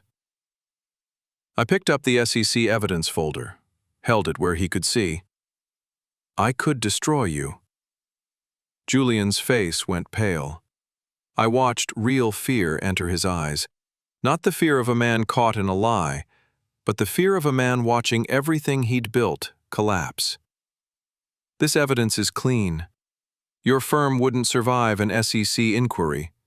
Marcus would flip in an hour. You'd lose everything. Maybe prison time." "Vale, I have the knife." I looked at him. At the man I'd loved. At the man who'd never loved me back, just the version of me he found tolerable. At the man who'd scheduled our romance like a project plan and still believed, somewhere in his damaged heart, that what he'd done was justified. Would you use it? If you held everything you needed to destroy someone who'd destroyed you first, would you strike? I could ruin you. You gave me everything I need. But that would make me like you. Someone who uses love as leverage. I set the SEC folder down, on the altar, beside my grandmother's photograph. Evidence laid before the ancestors he mocked. I'm not going to the SEC. Julian's face flickered. Hope. Confusion. The calculation already beginning, how to spin this, how to recover, how to minimize damage. I'm not doing it for you. I'm doing it because I don't want to become someone who does that. Revenge would feel good for 10 minutes, and then I'd have to live with being the woman who chose destruction when she could have chosen dignity. I reached for my left hand, touched the engagement ring. 3 carats, platinum band. The ring he'd placed on my finger the night he wrote engagement milestone triggered. I slid it off, slowly, letting him watch. I placed it beside my grandmother's photograph, the symbol of his lie resting against the face of the woman whose legacy he'd tried to buy. I'm rejecting the acquisition. I'm taking the IPO at whatever price holds. I'm keeping control. I'm keeping the altars. I'm keeping everything she built.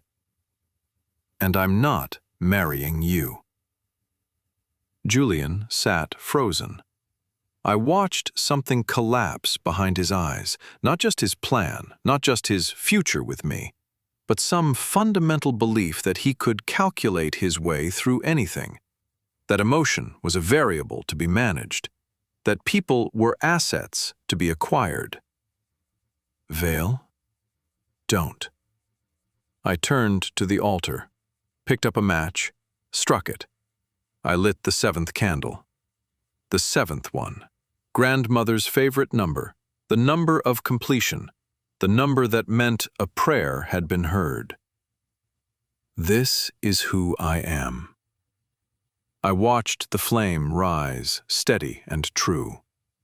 You never wanted to see it, but I'm done hiding. I didn't look at him again.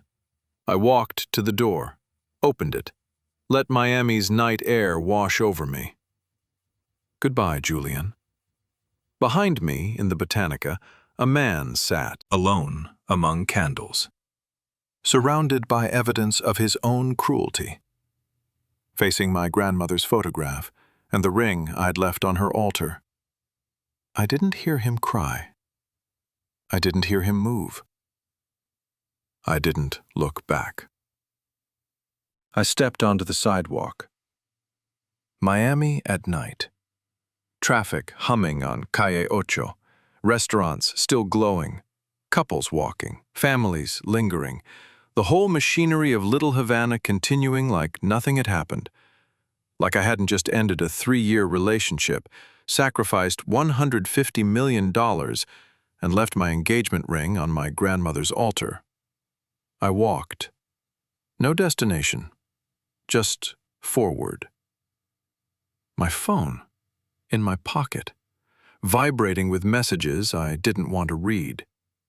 I didn't look. Sophia, probably, wanting to know if it was done, if I was okay, if the evidence had landed. Julian, maybe. Desperate texts, attempts at explanation.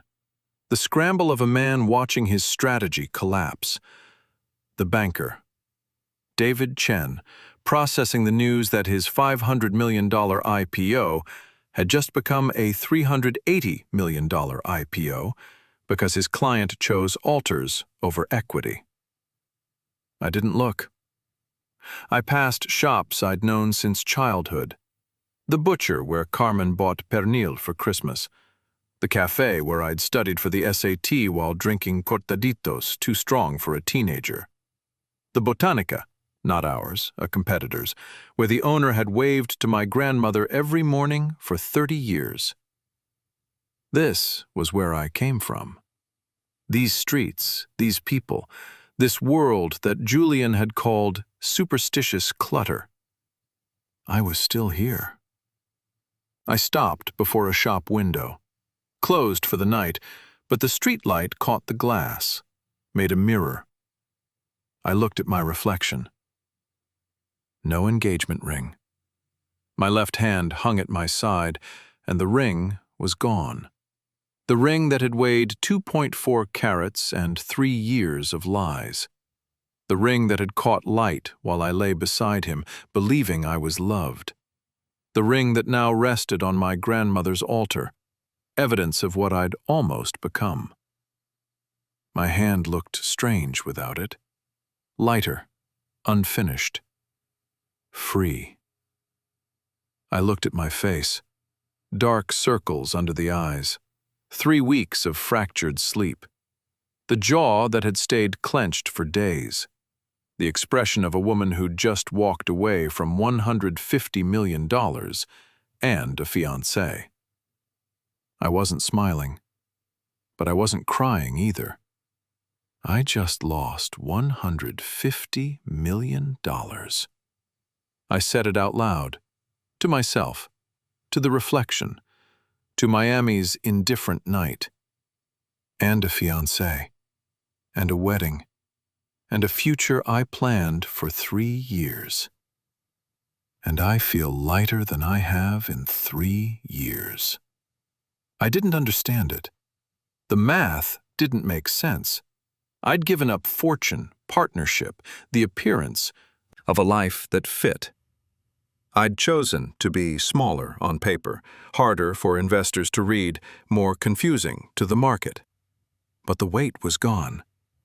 The weight of performing someone I wasn't. The weight of hiding my altar in a closet. The weight of translating myself for his tolerance. The weight of wondering every single day if I was too much, too spiritual, too heritage-heavy, too other for the man who shared my bed. He was gone now, and so was she. The woman who hid. The woman who performed. The woman who made herself smaller so he could be comfortable. I didn't want to be her anymore. I started walking again. The night absorbed me, One more woman on the streets of Little Havana, walking toward whatever came next. Behind me, a man sat in a botanica full of candles. Ahead of me? I didn't know. The IPO would price, the board would complain, the press would speculate. My phone would keep buzzing with calls I'd eventually have to answer. But not tonight. Tonight, I was walking. Just walking.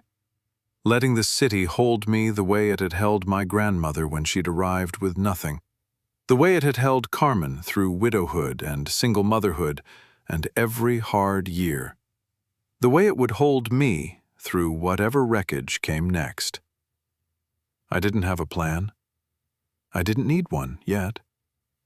For the first time in 3 years, maybe longer, I wasn't performing for anyone.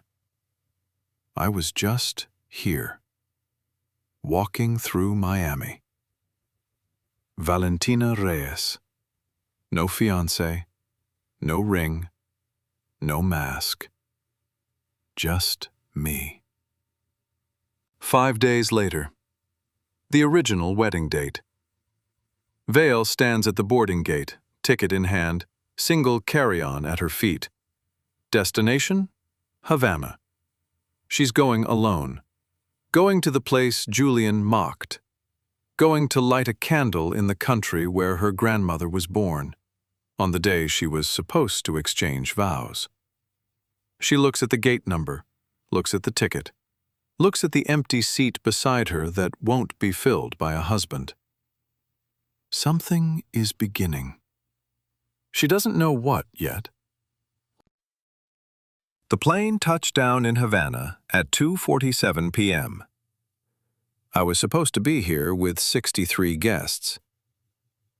With Carmen in the seat beside me, adjusting her dress for the rehearsal dinner, with Sophia behind us, triple-checking the playlist for the reception. With Julian, I was supposed to be here with Julian. Instead, I walked off the plane alone. One carry-on bag, no itinerary, no one waiting at arrivals with a sign bearing my name. The humidity hit me first, that Havana weight, the air thick with salt and history. I'd been here before, with him, 3 years ago when he'd logged our first trip as a relationship equity investment, and I'd believed we were falling in love. Different city now. Same streets, different woman walking them. I walked through old Havana, past the Catedral, past the colonial buildings with their faded pastels and wrought iron balconies, past the cafes where couples sat drinking mojitos, laughing at jokes I couldn't hear. The city didn't know it was supposed to be my wedding day. The city didn't care. I came to a street I recognized, turned a corner, and stopped. The venue. The restored colonial estate we'd booked 18 months ago. Bougainvillea draped across the entrance, just as I'd imagined. White chairs arranged in the courtyard, visible through the gates. Staff in pressed uniforms, adjusting centerpieces. For a different wedding. A different bride. I stood across the street, watched through the gates like a ghost at someone else's celebration. A woman in a white dress appeared at the far end of the courtyard, young, glowing. The kind of nervous joy that comes from believing this moment will last forever. I was supposed to be her, but I wasn't. I watched her adjust her veil, watched her father kiss her forehead, watched her take the arm of a man whose face I couldn't see and walk toward an altar I would never stand at.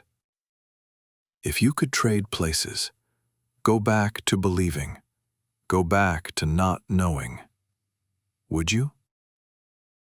No. I'd rather stand here alone, knowing the truth, than stand at that altar believing a lie. The truth cost $150 million, a fiancé, a future, 3 years of my life. But I could stand here, on the day I was supposed to be married, in the city where I was supposed to exchange vows, and I could breathe. That was something. I didn't linger. I turned my back on the venue I would never enter and walked deeper into the city. This was supposed to be the happiest day of my life. Instead, I'm finally free. The city absorbed me. One more woman walking alone through streets that had seen centuries of loss and love and everything between. I had no destination. For the first time in years, I didn't need one. Just forward. Just present. Just here. I found it by accident. A small shop on a side street I didn't remember taking. Hand-painted sign above the door, letters faded by decades of sun. Botanica Santa Clara. The smell hit me before my eyes adjusted. Copal, dried herbs, candle wax. The sacred air that every botanica shares, from this one in Havana to Carmen's in Coral Gables, to the first shop my grandmother opened in Little Havana in 1978. I knew that smell. I was raised in that smell.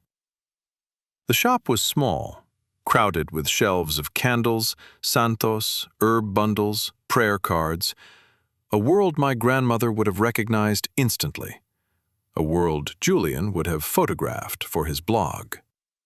Buenas tardes.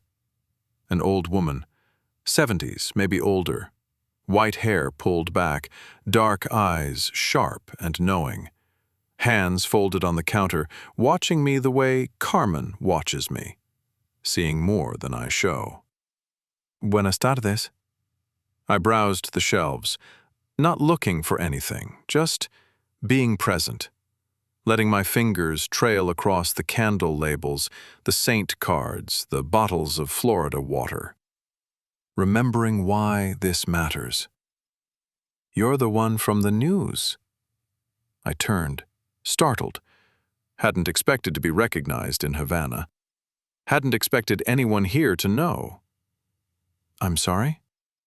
The Reyes girl. The old woman nodded slowly. My granddaughter showed me the article, on her phone. She follows business news. A small smile. She wants to be like you when she grows up. I'm not sure I'm a good example right now. No? The old woman tilted her head. That same knowing tilt Carmen used, the same tilt my grandmother used. The article said you lost money. A lot of money. Yes. The old woman studied me. I felt examined, not judged, but seen. The way you're seen in a confessional. The way you're seen by someone who has lived long enough to know what matters. Pero no perdiste tu alma. But you didn't lose your soul.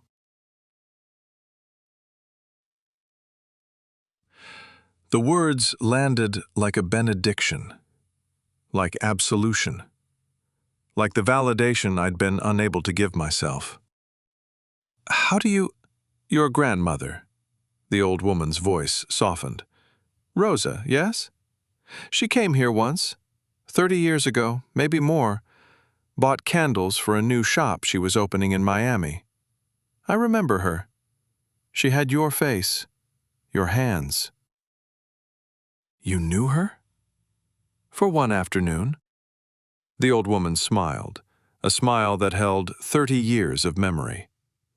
She stood where you're standing, looked at the candles the way you're looking, and she said something I never forgot. What did she say?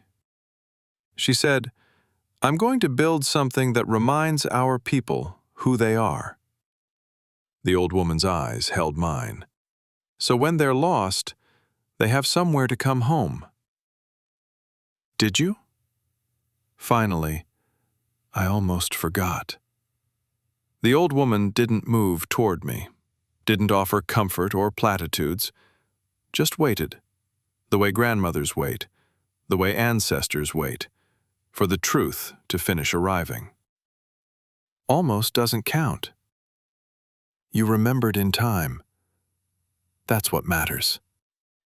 What is a soul worth when the world only counts money? $150 million. That was the price.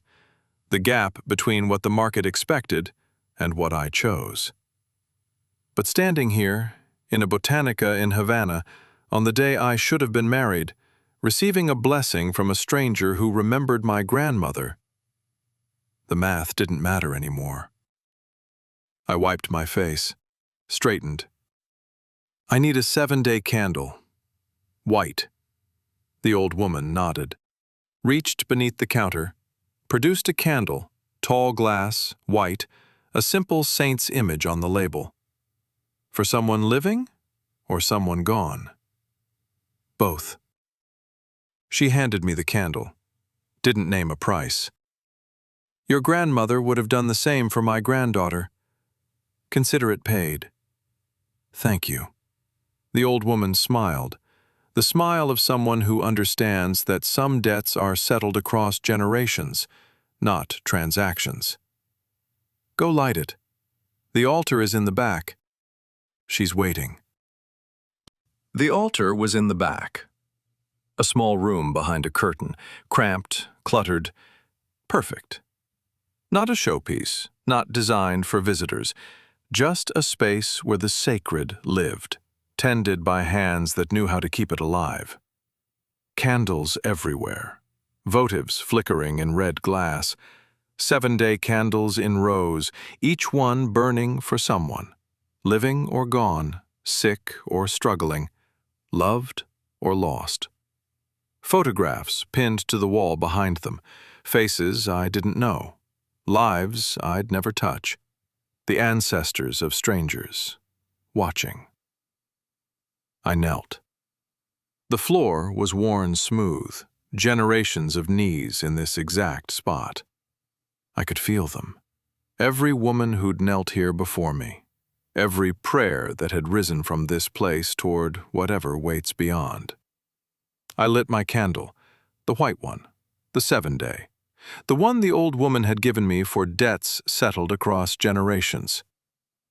The flame caught, rose, steadied. I closed my eyes. I didn't know what to pray for. Not Julian's punishment. I'd already decided that when I left the knife undrawn. His reckoning wasn't my story to write, not my own vindication. The market would call me foolish. The headlines would call my choice emotional. I didn't need the world to understand. So what was I praying for? Release. Release from the hiding. From the 3 years I'd spent dimming my candles when he came home. From the altar in the closet. From the translation of myself into something more acceptable, more digestible, more tolerable. Release from the shame.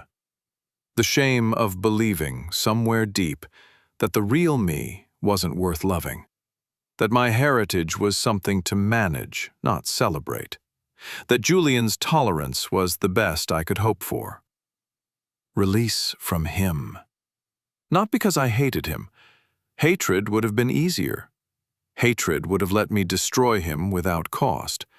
But I was releasing the love I'd felt. The love that had been real, at least on my side. The love I'd given to a man who'd logged it as ROI. Abuela, I spoke aloud. The first prayer I'd voiced since the confrontation. I'm sorry I forgot. I hid you for him. I hid myself for him. I made your altar a secret instead of a proclamation. I won't forget again. The flame flickered. Not a sign, just physics. But I wanted it to be a sign.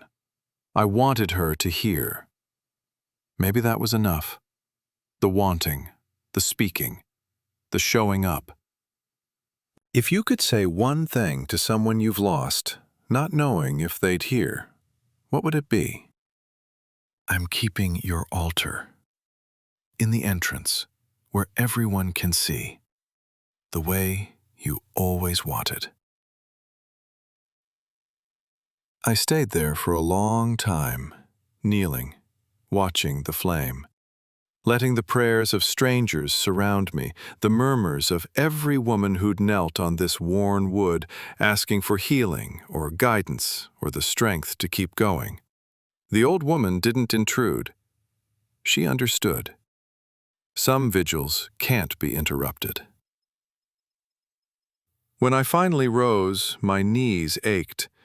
My eyes were dry. The tears had come earlier. Now there was only stillness. I looked at the candle I'd lit, burning among dozens of others, anonymous, sacred. One more prayer in a room full of prayers. One more loss being processed.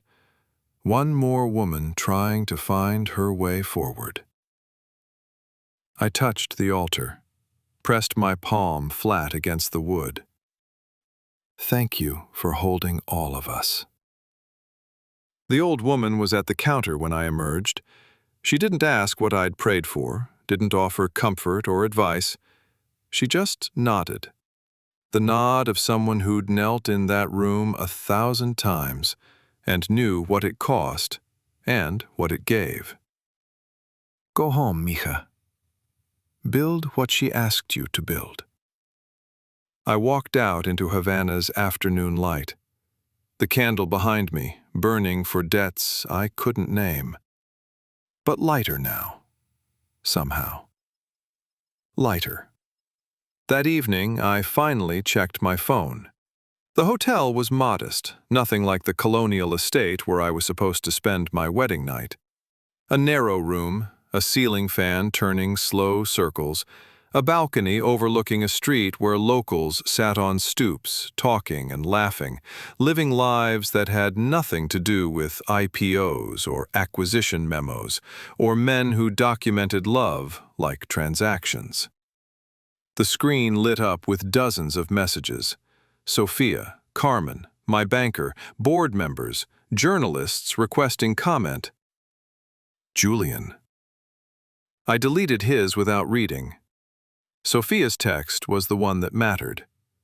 SEC announced inquiry into Hayes Ventures, whistleblower complaint, market manipulation investigation.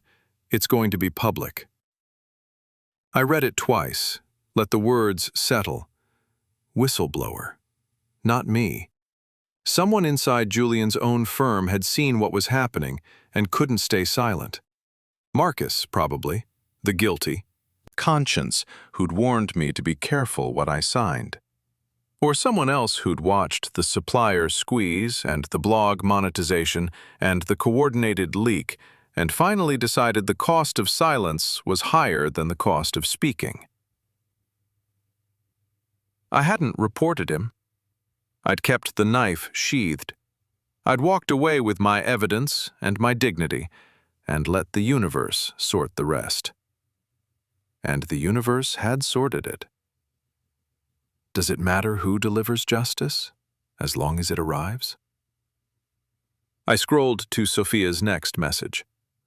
IPO priced at $380 million. Below target, but we held. Investors stayed. Board is frustrated, but intact.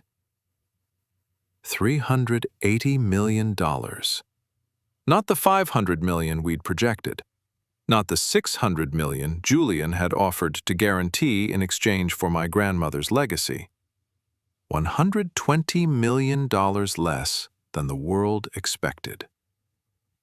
Headlines would call it a disappointment. Analysts would question my judgment. The business press would frame it as the CEO who let emotion override strategy. Let them. $380 million, and every dollar of it was mine. No Hayes Ventures on the cap table. No brand modernization clauses. No voting rights for men who saw my grandmother's altar as a liability to be eliminated. The company was mine, entirely. smaller than it could have been, but whole. I set the phone down, walked to the balcony, let Havana's evening air wash over me. Below me, the city continued. Families gathering for dinner, musicians tuning guitars, the ordinary rhythm of life that doesn't pause for SEC inquiries or IPO disappointments, or women processing the ruins of 3-year relationships. Julian would face consequences now, his firm under investigation, his reputation stained, his carefully constructed image of the rational, ethical investor shattered by his own documented contempt. I hadn't pushed him. He'd built the architecture of his own collapse. I'd just refused to become part of the rubble. Would you feel vindicated? Or would you feel the strange emptiness of watching someone fall without being the one who struck? Both. I felt both. The sun was setting over Havana, gold light on colonial facades, shadows lengthening across the narrow street. The same sunset I would have watched on my wedding night, but from a different balcony, in a different dress, with a different understanding of what I'd chosen. I'd chosen smaller, poorer on paper, richer in ways that wouldn't fit spreadsheets. Alone. But not empty. The candle I'd lit was still burning in the Botanica across town. One prayer among hundreds. One loss being processed. One woman finding her way forward. I watched the sunset until the gold faded to purple. Then I went inside, closed the balcony doors, let the night hold Havana without me. Tomorrow I'd fly home. Tomorrow the real work would begin, rebuilding a company, a reputation, a life. But tonight, I just watched the light change, and let that be enough. 3 weeks later. Miami. Morning. My new apartment. Not the Brickell penthouse. That belonged to a different woman, the one who hid her altar in a closet and performed someone tolerable for a man who was performing back. This place was smaller, warmer, intentional. Morning light streamed through clean windows. Not the floor-to-ceiling glass of the penthouse with its Instagram-worthy skyline views. Just windows, letting in the sun. And in the entrance, visible to anyone who walked through the door, grandmother's altar. I stood before it now, the way I'd stood every morning since I came home from Havana, the way Carmen stood before hers, the way Abuela Rosa had stood before hers for 60 years. White cloth on a small wooden table. 7-day candle burning, a new one, white, lit fresh that morning. Grandmother's photograph in its frame, smiling the same smile she'd worn when she opened the first Reyes Botanica in 1978. Fresh flowers in a small vase, gardenias, her favorite. Not hidden, not apologized for. Just present. I adjusted a flower, watched the candle flame, let the morning hold me the way mornings were supposed to, unhurried, unperformed, unwitnessed except by the ancestors and the light. On the kitchen counter behind me, an envelope. Julian's handwriting. No return address. Postmarked Miami, 3 days ago. I'd found it in my mailbox yesterday. Held it in my hands for a long moment. Felt the weight of it, physically light, emotionally heavy with everything it might contain. An apology, maybe? An explanation, a justification, a plea. Or more calculation, more performance, more words designed to manage a situation rather than reckon with it. I picked it up now, turned it over in my hands. His handwriting across the front, neat, precise, the penmanship of a man who'd learned to present well. Would you open it? Maybe it contained everything I'd wanted to hear 3 years ago. Maybe he'd done the work, seen a therapist, reckoned with his fundamentalist parents and what they'd done to him and how he'd transferred that damage onto me. Maybe he'd changed. Maybe he never would. I looked at the altar, at grandmother's photograph, at the candle flame burning steady in the morning light. I didn't need to know what was in the letter. Whatever words he'd written, apology or accusation, explanation or excuse, they were his words. His story. His reckoning, to do or not do. Not mine anymore. I placed the letter in a drawer. Not thrown away, not burned in some dramatic gesture of closure, just set aside. Finished. I returned to the altar, touched grandmother's photograph, let my finger rest on the glass for a moment. Good morning, abuela. The same words I said every morning now. The words I should have been saying all along, out loud, in daylight, in every apartment I'd ever lived in. I thought I needed someone to see me completely before I could be whole. Julian hadn't seen me. He'd seen what I allowed him to see, what I curated for his tolerance, what I translated into something digestible. And I'd believed that was love. Because I didn't know I deserved better. Wholeness isn't witnessed. It's practiced. One candle at a time, one morning at a time, one choice at a time. I lit the candle again yesterday. I'll light a fresh one when this one burns down, and another after that, and another, until lighting candles for my grandmother becomes as natural as breathing. Not something hidden, not something scheduled, just part of who I am. The headlines called me foolish. The analysts questioned my judgment. The board sent pointed memos about shareholder value and emotional decision-making. Let them. I lost a fortune, $120 million between what I could have had and what I chose. I found something fortunes can't buy. A final image. Morning light on grandmother's altar. Vale's face in soft profile. Not smiling, not crying. Present. Whole. Awake. The candle flame holds. She's still here. We both are. They'll write articles about what I lost, the IPO that underperformed, the wedding that never happened, the $150 million I left on the table. They won't write about what I kept. Grandmother's altar stands in my living room now, where everyone can see it, where I tend it in daylight. Julian sent a letter last week. I haven't opened it. Maybe I never will.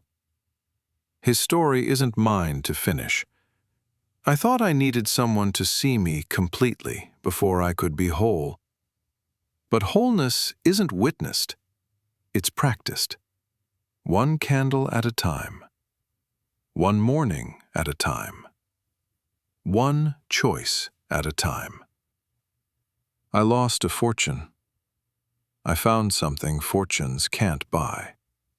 This is American Billionaire Tales, where fortune meets fate. I'm Michael. Some altars are meant to be hidden. Some are meant to burn in daylight.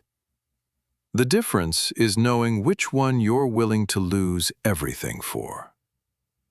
Next time, a confession meant to heal becomes the wound that ends a marriage. Some truths are kinder left unspoken.